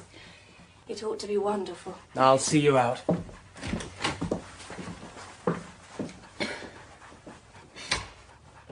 You're a funny little thing. Haven't you got big eyes? Ah, Fleur's little dog is a wonder. I thought you might enjoy having him here this afternoon. Do have a Grand Marnier. Now, Miss Collins, you don't mind, do you? It's really nothing. I shall want you lying on your face just here, with your elbows on the ground, and your head a little up, and turn this way. Your hair is as loose as it can be. Imagine you're looking at something charming. The dog will help you when he settles down to it. Another little tot. Oh, yes, please. I quite understand, but, you know, really, you mustn't worry. I'll put this cowbell here on the ground, and when you're in position, give it a tinkle, and I'll come in. That'll help you. You are kind. Ring the bell when you're ready. If I don't do it now, I never will.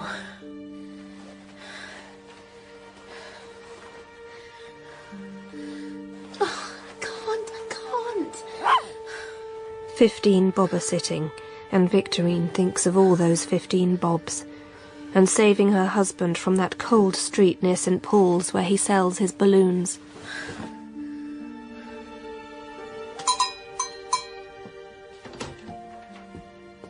Perfect, Miss Collins.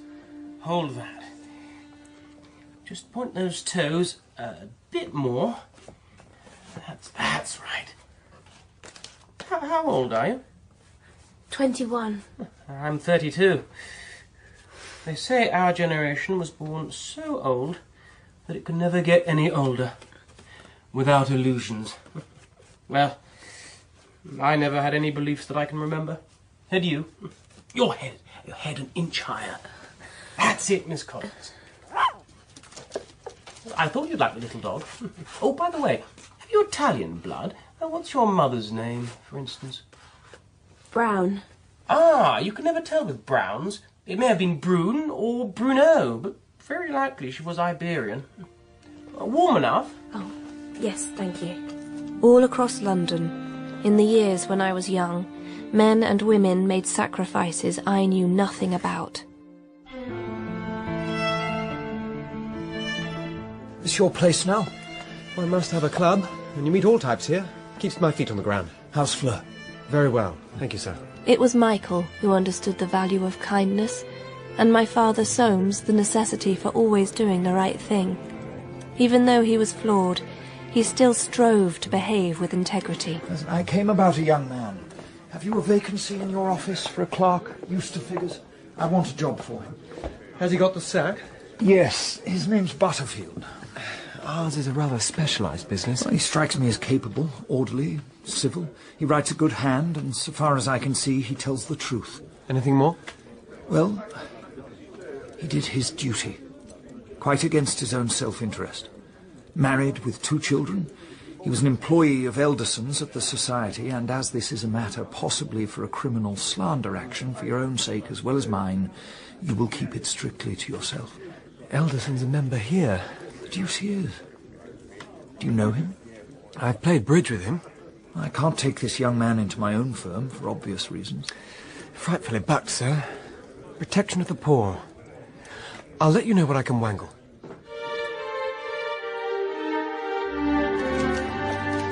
Rather late, I'm afraid. Oh, we've been missing you, haven't we, Ting? Come and sit down, you look done in. I saw that model you sent Aubrey today. What a face. Where did you come across her? She blew in. Wife of a packer we had who stole some books. He has to sell balloons now. They need money badly. Did you know Aubrey's going to paint her in the nude? No. I thought she'd look good on a book cover. Ought I to stop that? There's more money in her lookout. Doesn't matter to you, does it? Only that her husband is a decent sort of a chap, and I don't want to be any more sorry for him. She won't tell him, of course. Oh, Fleur, it comes so easily to you to hide the truth of a thing from a husband who loves his wife completely. I'll make you a drink, darling. And even if I showed you that I know you love John Forsyte more than me, or even Wilfred for that matter, it would hardly change things and make you love me more. I've only seen Bickett's wife once. I'm not jealous, Michael. Anything the matter, Ducky? No, nothing. He is quite unlike himself, as if the spring in him has run down. To see him not cheerful, it's like a fire going out on a dull day. That picture of the monkey. Feels like he's looking at us. What do you think? Oh, do tell me what's wrong. I said I'm... But there is. I suppose you know somehow that I've seen Wilfred. Why shouldn't you? It was only to tell him that I shouldn't see him again. It's all right. You must do what you like, you know. It's only fair. They say the war killed sentiment. We had too much reality, and only reality can make one feel. So if one pretends that nothing is real, then there is no need to be moved by it.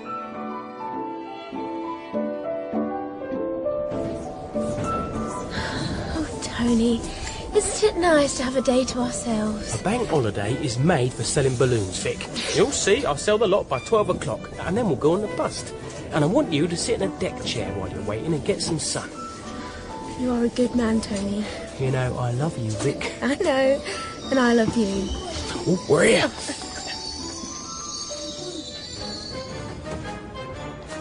As they walk up to the top of the heath, Victorine feels the slight swelling under her dress. 54 pounds fastened at the top of her stocking. Fine balloons. 6 for a bob. Big one, madam. Certainly. Nearly enough for a passage to Australia. Well, Vic, penny for your thoughts. I was thinking of Australia. Oh, it's going to be a long wait. Never mind, I've sold a lot. What should we do, go down among the trees or get to the chaeroplanes at once? The swings. Oh, Tony, we're flying! We're in the sky! You and me, Vic, like a couple of lovebirds. Oh, Tony, it's heaven! When it stops, can we go again? Of course we can! Anything you want! Give you the sky itself if I could! Twice more they go, half what he earned on his balloons. But who cares? He likes to see her smile.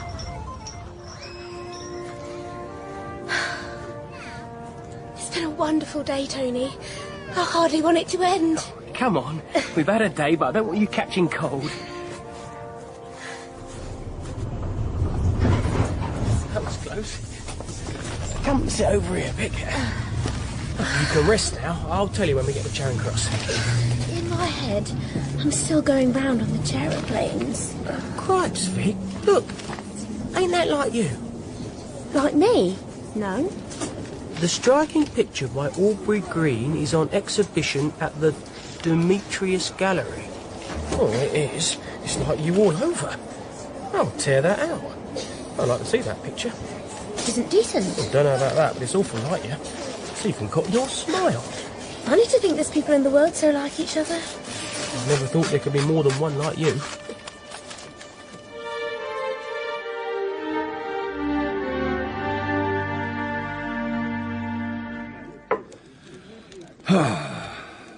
Michael, tell me why I come to this club.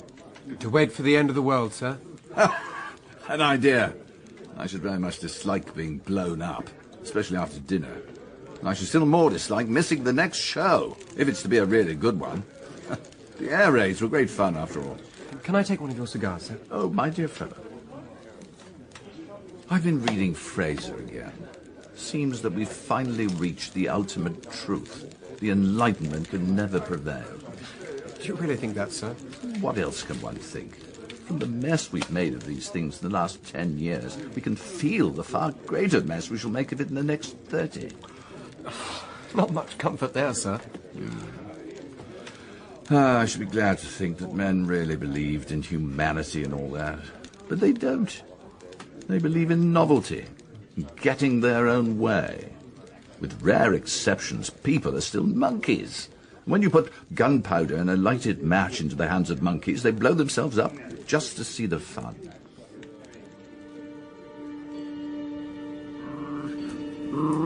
What is it, Tim? Do you want your walk? Come away from the window, Ducky, if you want to go out. Wilfred! How long has he been standing there, in the darkness, his eyes closed, his face pressed to the glass? What an earthly... Forgive me. You're shaking. I just had to be near you. I'll go, if it's what you want. I'll go.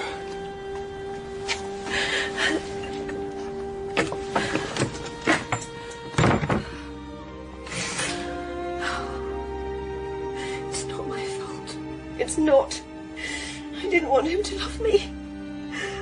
Oh, Tim.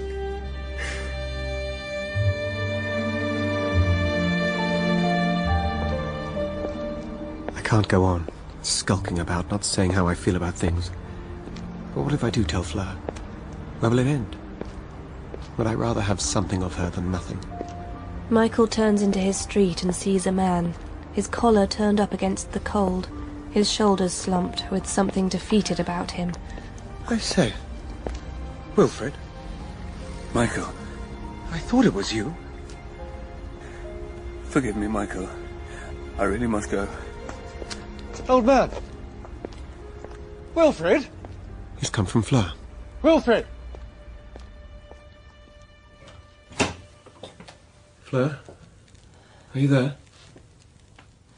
Here, Ducky, on the floor. Ting wanted to lie by the fire. May I ask you something? And will you please answer me quite truly? Yes? I know you didn't love me when you married me. I don't think you love me now. Huh. Do you want me to clear out? No, I don't. Why? Because I don't. Was Wilfred here tonight? He came to the window. I saw his face. That's all. Oh, Michael, don't be unkind. It's all right. So long as you tell me what it is you want. I want to be comforted. I want that too. Let me hold you.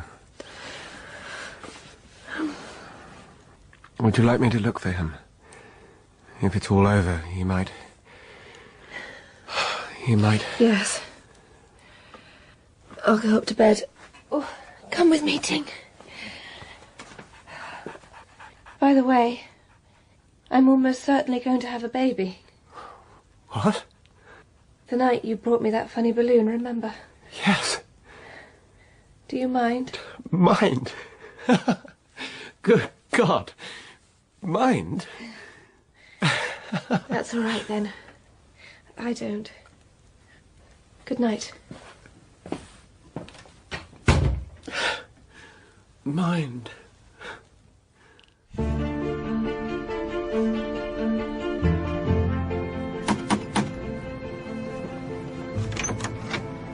Mr. Desertian?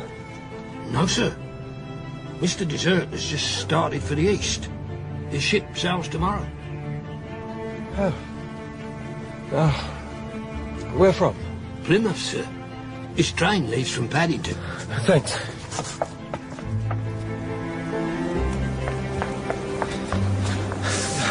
The Plymouth train? Number 9, sir. Oh. Excuse me. I'm sorry. I must be a fool. Can't I leave well enough alone? Wilfred! Michael. Looks like you could do with a cigarette.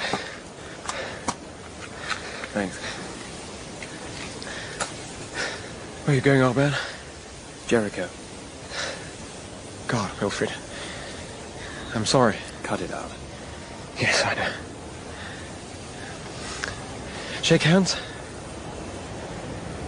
All right.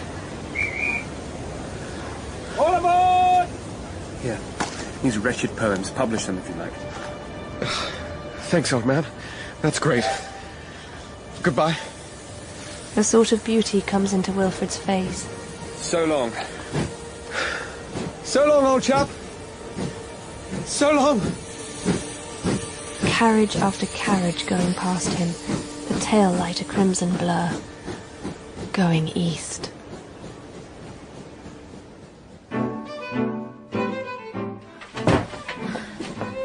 Mrs. Bickett, what can I do for you?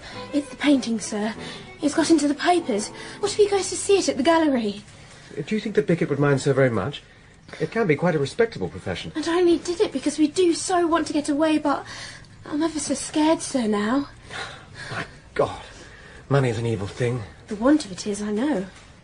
How much more do you need, Mrs. Bickett? Only another £10 about, sir. Well, I can let you have that. Oh, thank you, but it's not that. I can easily earn it. But how are you going to account for having the money? Say I won it, betting. Look here. Say you came to me and I advanced it. I've got you into a hole in a way and I'd like to get you out of it. Oh, no, sir. I don't want you having to tell falsehoods about me. It won't worry me, Mrs. Bickett. I can lie any amount when there's no harm in it. The most important thing is you get away sharpish before this makes any more trouble for you. I'll speak to Aubrey. I shall be seeing him later. Here's the £10. Say you had a brainwave and came to see me today. Now, you go home and tell him tonight. Mr. Mont, thank you. Right here. You get home.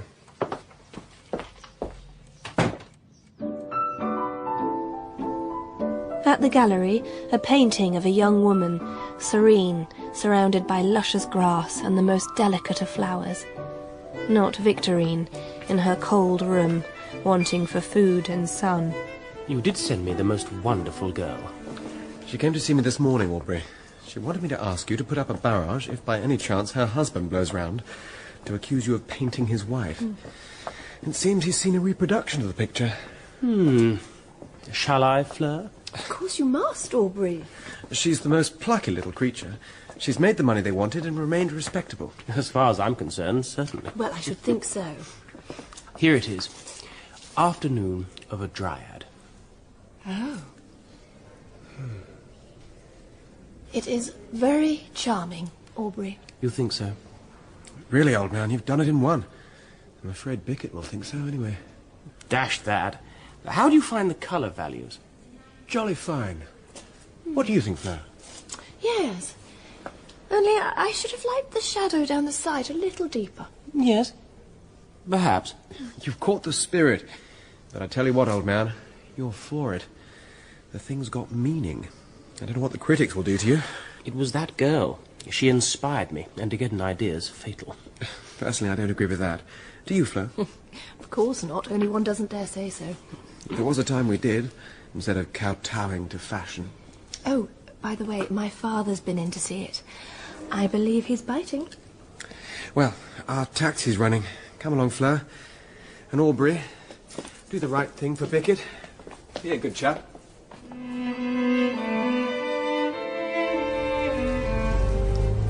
Why should Bickett mind about the picture in these days of emancipation? Why? Good Lord, Ducky. You don't suppose Bickett... I mean, we emancipated people have got into the habit of thinking we're the world. Well, we aren't. We're just a tiny number, small and noisy. We talk as if all the old values and prejudices have gone. But they're no more gone, really, you know, than the rows of villas and little grey houses. Why do you feel so much about it, Michael? Well, darling, I'm a bit fed up with the attitude of our crowd. If emancipation were true, one could stick it, but it's not. There isn't 10% difference between now and 30 years ago. How do you know you weren't alive? No, but I read the papers, and I talk to the man in the street, and I look at people's faces. Our lot think they're the tablecloth, but they're only the fringe.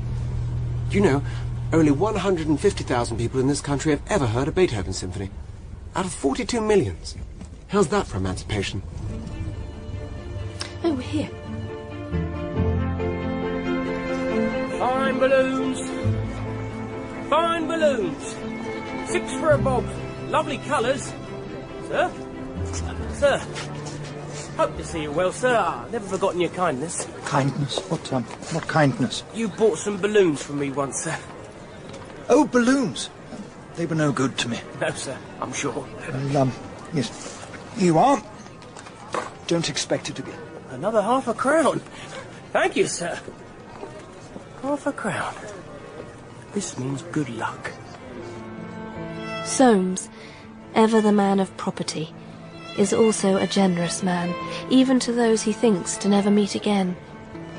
Later, it comes to me that this generosity sprang from the same place as his love of pictures, of England, and of me. A nature he never succeeded in putting into words. Bickett arrives at the Demetrius Gallery and searches for the painting by Aubrey Green. He wants to know if there can be, in this wide world, another woman as perfect as his wife. Oh, Vic. It's like my Victorine.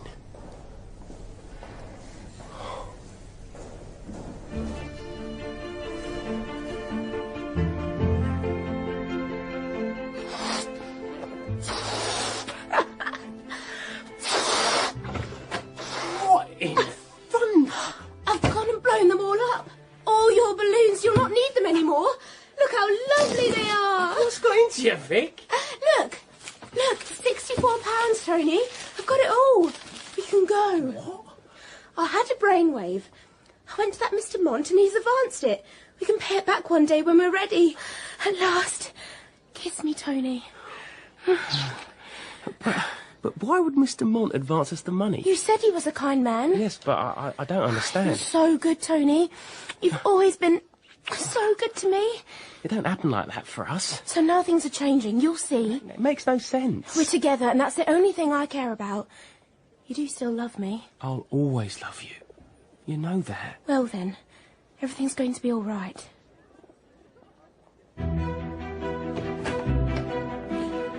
Mr. Forsyte. It regards the Society's half-year accounts, Elderson. I've recommended writing off that foreign business wholesale. A dead loss of £230,000. Indeed. If every director were as conscientious as you, one would sleep securely in one's bed. Flattery. The fellow must be up to something. I think we should call an urgent meeting of the shareholders to discuss such a great loss. By all means, call one. But I'm afraid the board won't like it. Well, nor do I. Nor the shareholders. In my long experience, I've found that the less you rub their noses in anything unpleasant, the better for everyone. Well, that may be, but it's all part of the vice of not facing up to things. I don't think, Mr. Forsyte, that you will accuse me of not facing things in time to come. Well, I shall mention it at the next board meeting. Quite. Nothing like bringing things to a head, is there? He's as varnished as a Spanish table. Goodbye, Forsyte. I'm so grateful to you.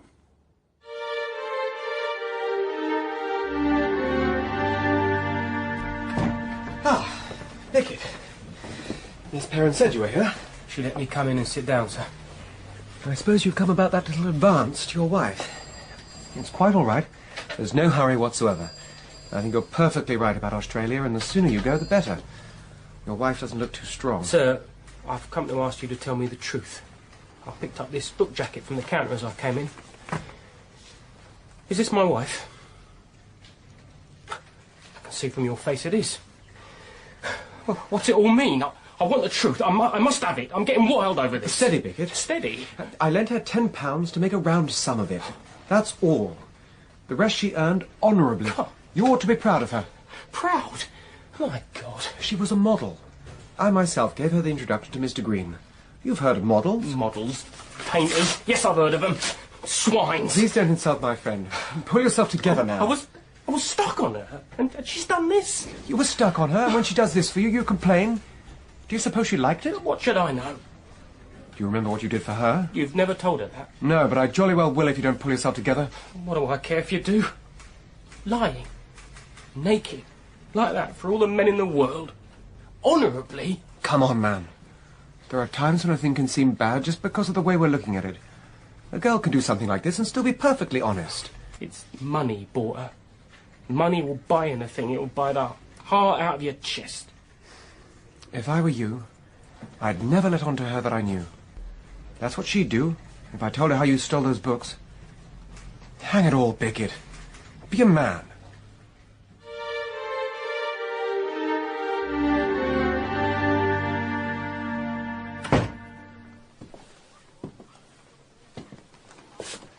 I see you know. I know you made a show of yourself for all London to see. What I want to know is the rest. The rest? Well? You aren't what I thought you were, Tony. Do you think I liked doing it? There you are. You can go to Australia without me. And leave you to those blasted painters. And leave me to myself. Take it. I earned it to get you out of this. I never thought anything would part us, Vic. Nothing will.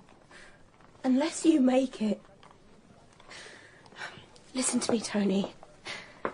There's a better life waiting for us, but I don't want it. Not if you don't think well of me.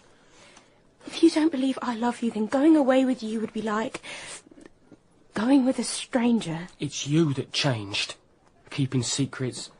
Lying to me about what you were up to. How could I tell you? I knew you'd never agree, and I wanted to do it so much, no matter how hard it was, because I wanted us to have our chance. I did it because I loved you.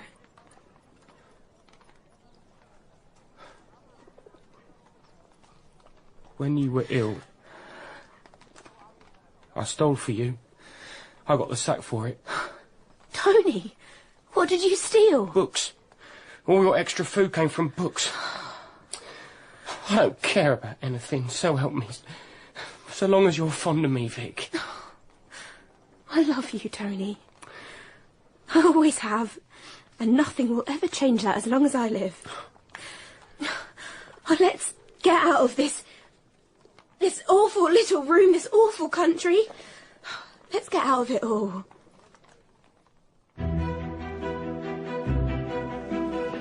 You had my message, Mont? Certainly. Look, I can't make head nor tail of it. Elderson sent a note this morning. He's gone. What? Here. By the time you receive this, I shall be abroad. What?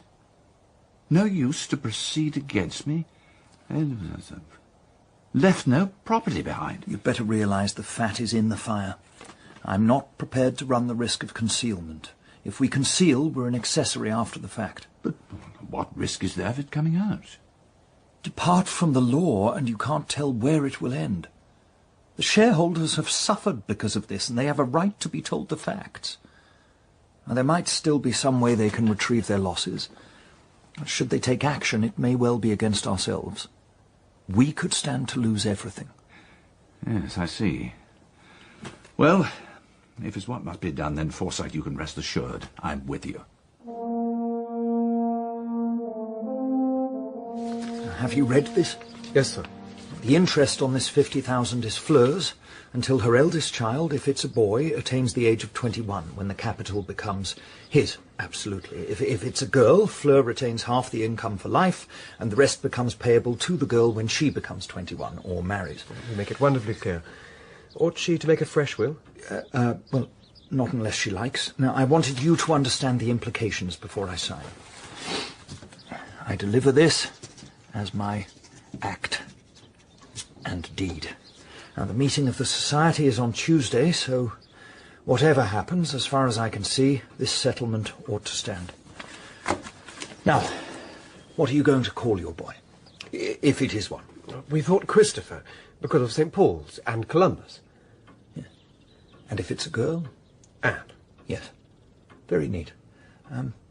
Well, when the child comes, it will be provided for. That's good of you, sir. When exactly do you expect it? A fortnight.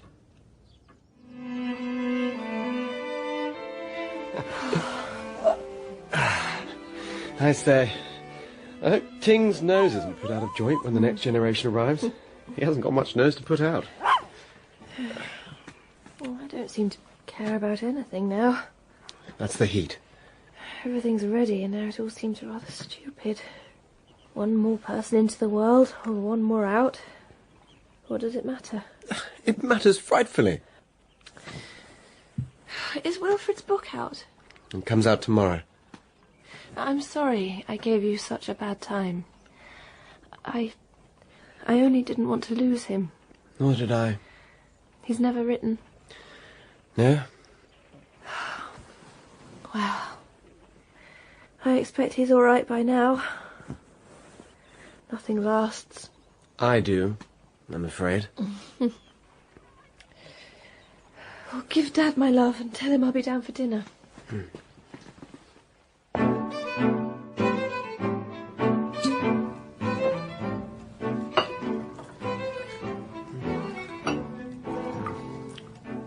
This painting of the white monkey, I should take it down until the birth is over. Why, sir? Those eyes. At such times you can't be too careful what she sees. I believe you're right. Let's have him down. Yeah. One moment. All right.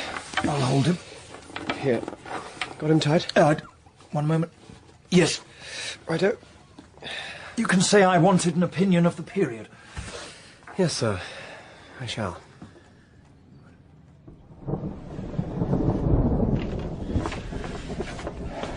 Michael. Sir? Is she all right? I'm looking in on her now, sir. Good.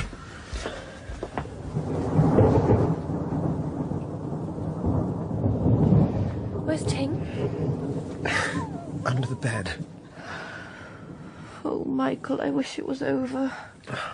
It will be directly, darling. If I come through, I'm going to be quite different to you. Don't. Of course you'll come through. I'm afraid. Ducky, you'll have the new twilight sleep. It puts you right out and you'll know nothing about it. Not if it's not good for the baby, is it? I'll find out. I want to do it properly. Hold my hand, Michael. I will do. Just let me reassure your father. How is she? Better now. In this bobbery, she oughtn't to be left. No, sir. I shall sleep on the sofa. Yeah. Call me if anything's wanted. I will.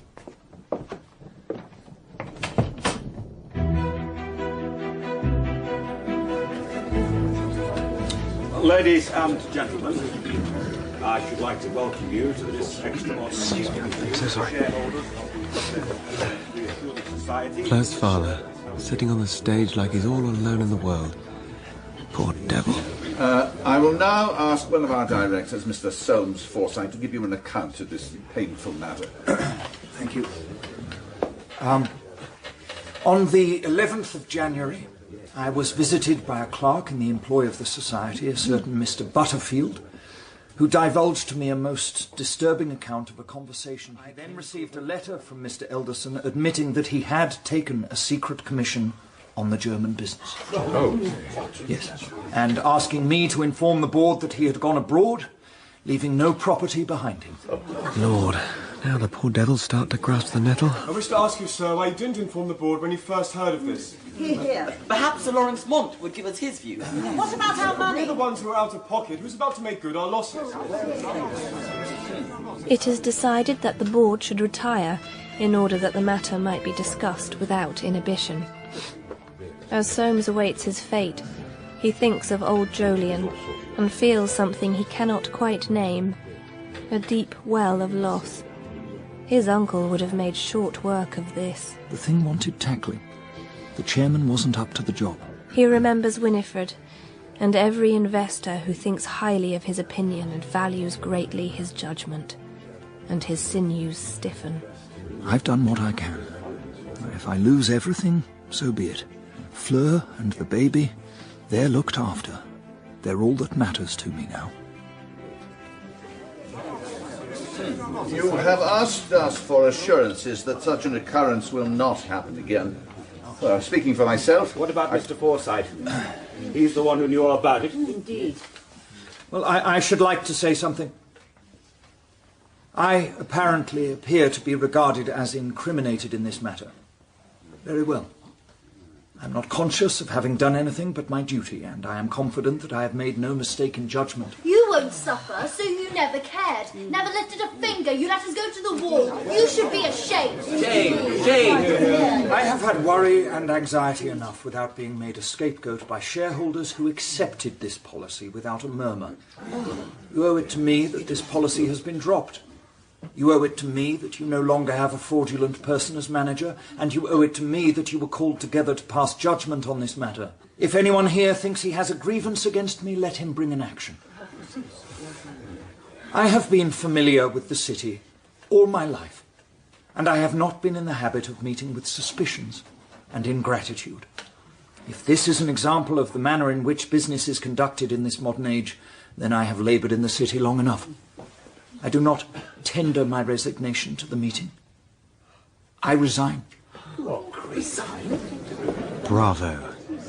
Who'd have thought the old man had it in him? Passing the Bank of England, Soames has a feeling of walking away from his own life. They don't like it. Well, they can leave it. It's the modern state of things. The country left in the grip of jack-o'-lanterns, revolutionaries, clever, unscrupulous fellows like Ilderson. It's in the air. And in the air it is. No amount of eating one's cake and wanting it can take the place of common honesty. He thinks of the Forsytes gathered in their dusty graves, and of the child that's coming. And with a child comes always hope.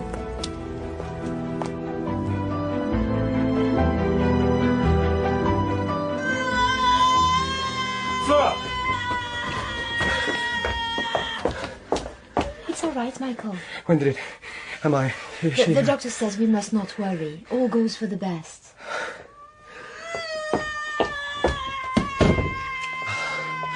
Oh, God.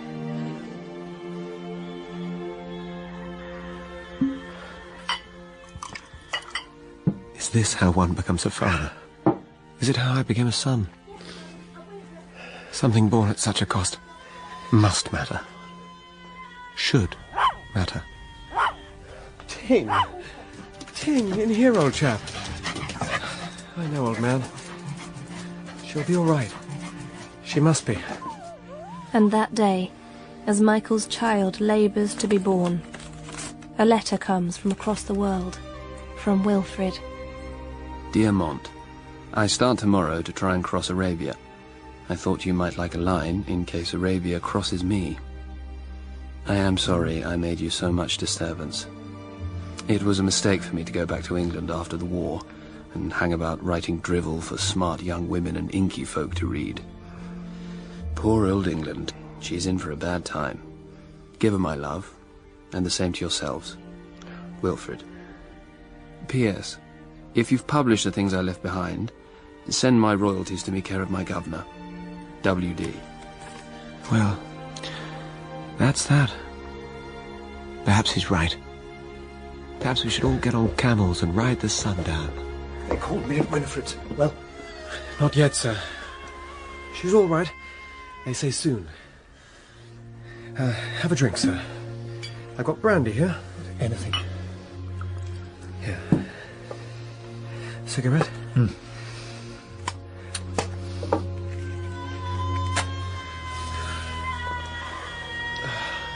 It's hard to hear it, sir. Yes. My God. Can she... Will she, I mean... Michael reaches out and seizes something. The hand of Soames. And they sit, staring at the doorway, waiting for the future to arrive. It is all right. A son. A boy. A boy. She said for you to bring the little dog. And Fleur. Is she... Well, Our daughter is well.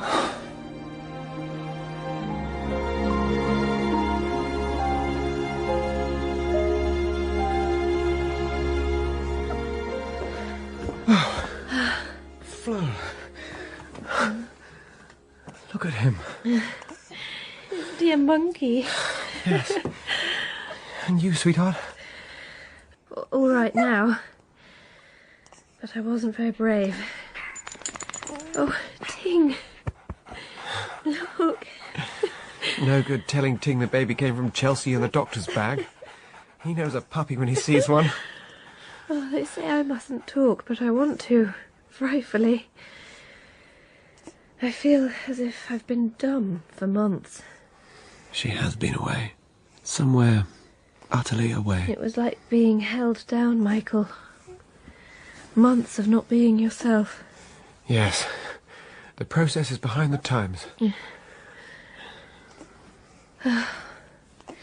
What about godparents? Alison, of course. But men? I had a letter from Wilfrid today. Would you like him? He's still out there. I could hold the sponge for him in church. Is he all right again? He says so. Yes. Let's ask Wilfrid. And I think one's enough. Mine never gave me anything. Dad, dear. Look. Isn't he marvellous? Yes. Yes, he's wonderful. Yes, Ducky. He is. Soames moves away, turning his back. But I see in the mirror, he's weeping.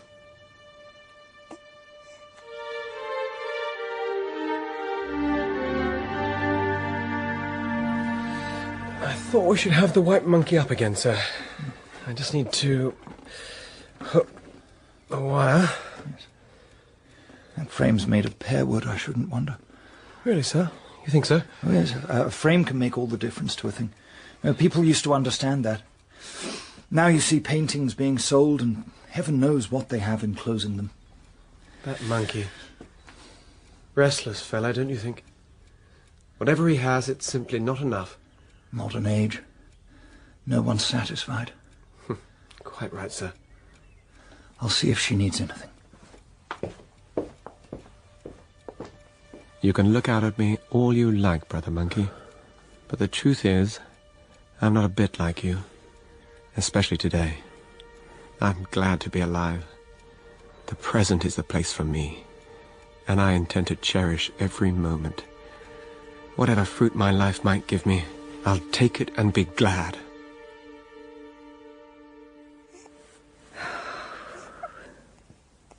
Where did you come from, baby? Did you really come from me? Oh, I do wish. I so hope I shall be up to it. You'll be the making of me. And I so need to be remade. Oh, let's sleep now. And when we wake up, we can begin again.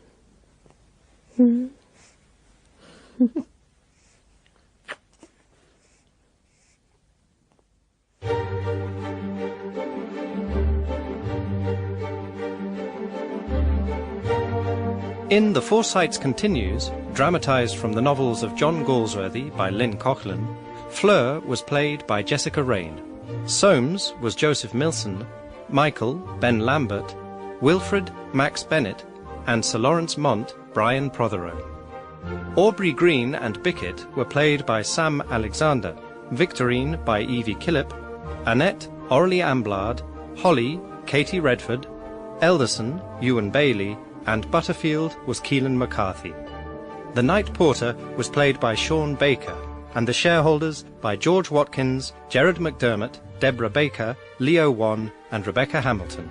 Original music was composed by Neil Brand. The director was Gemma Jenkins.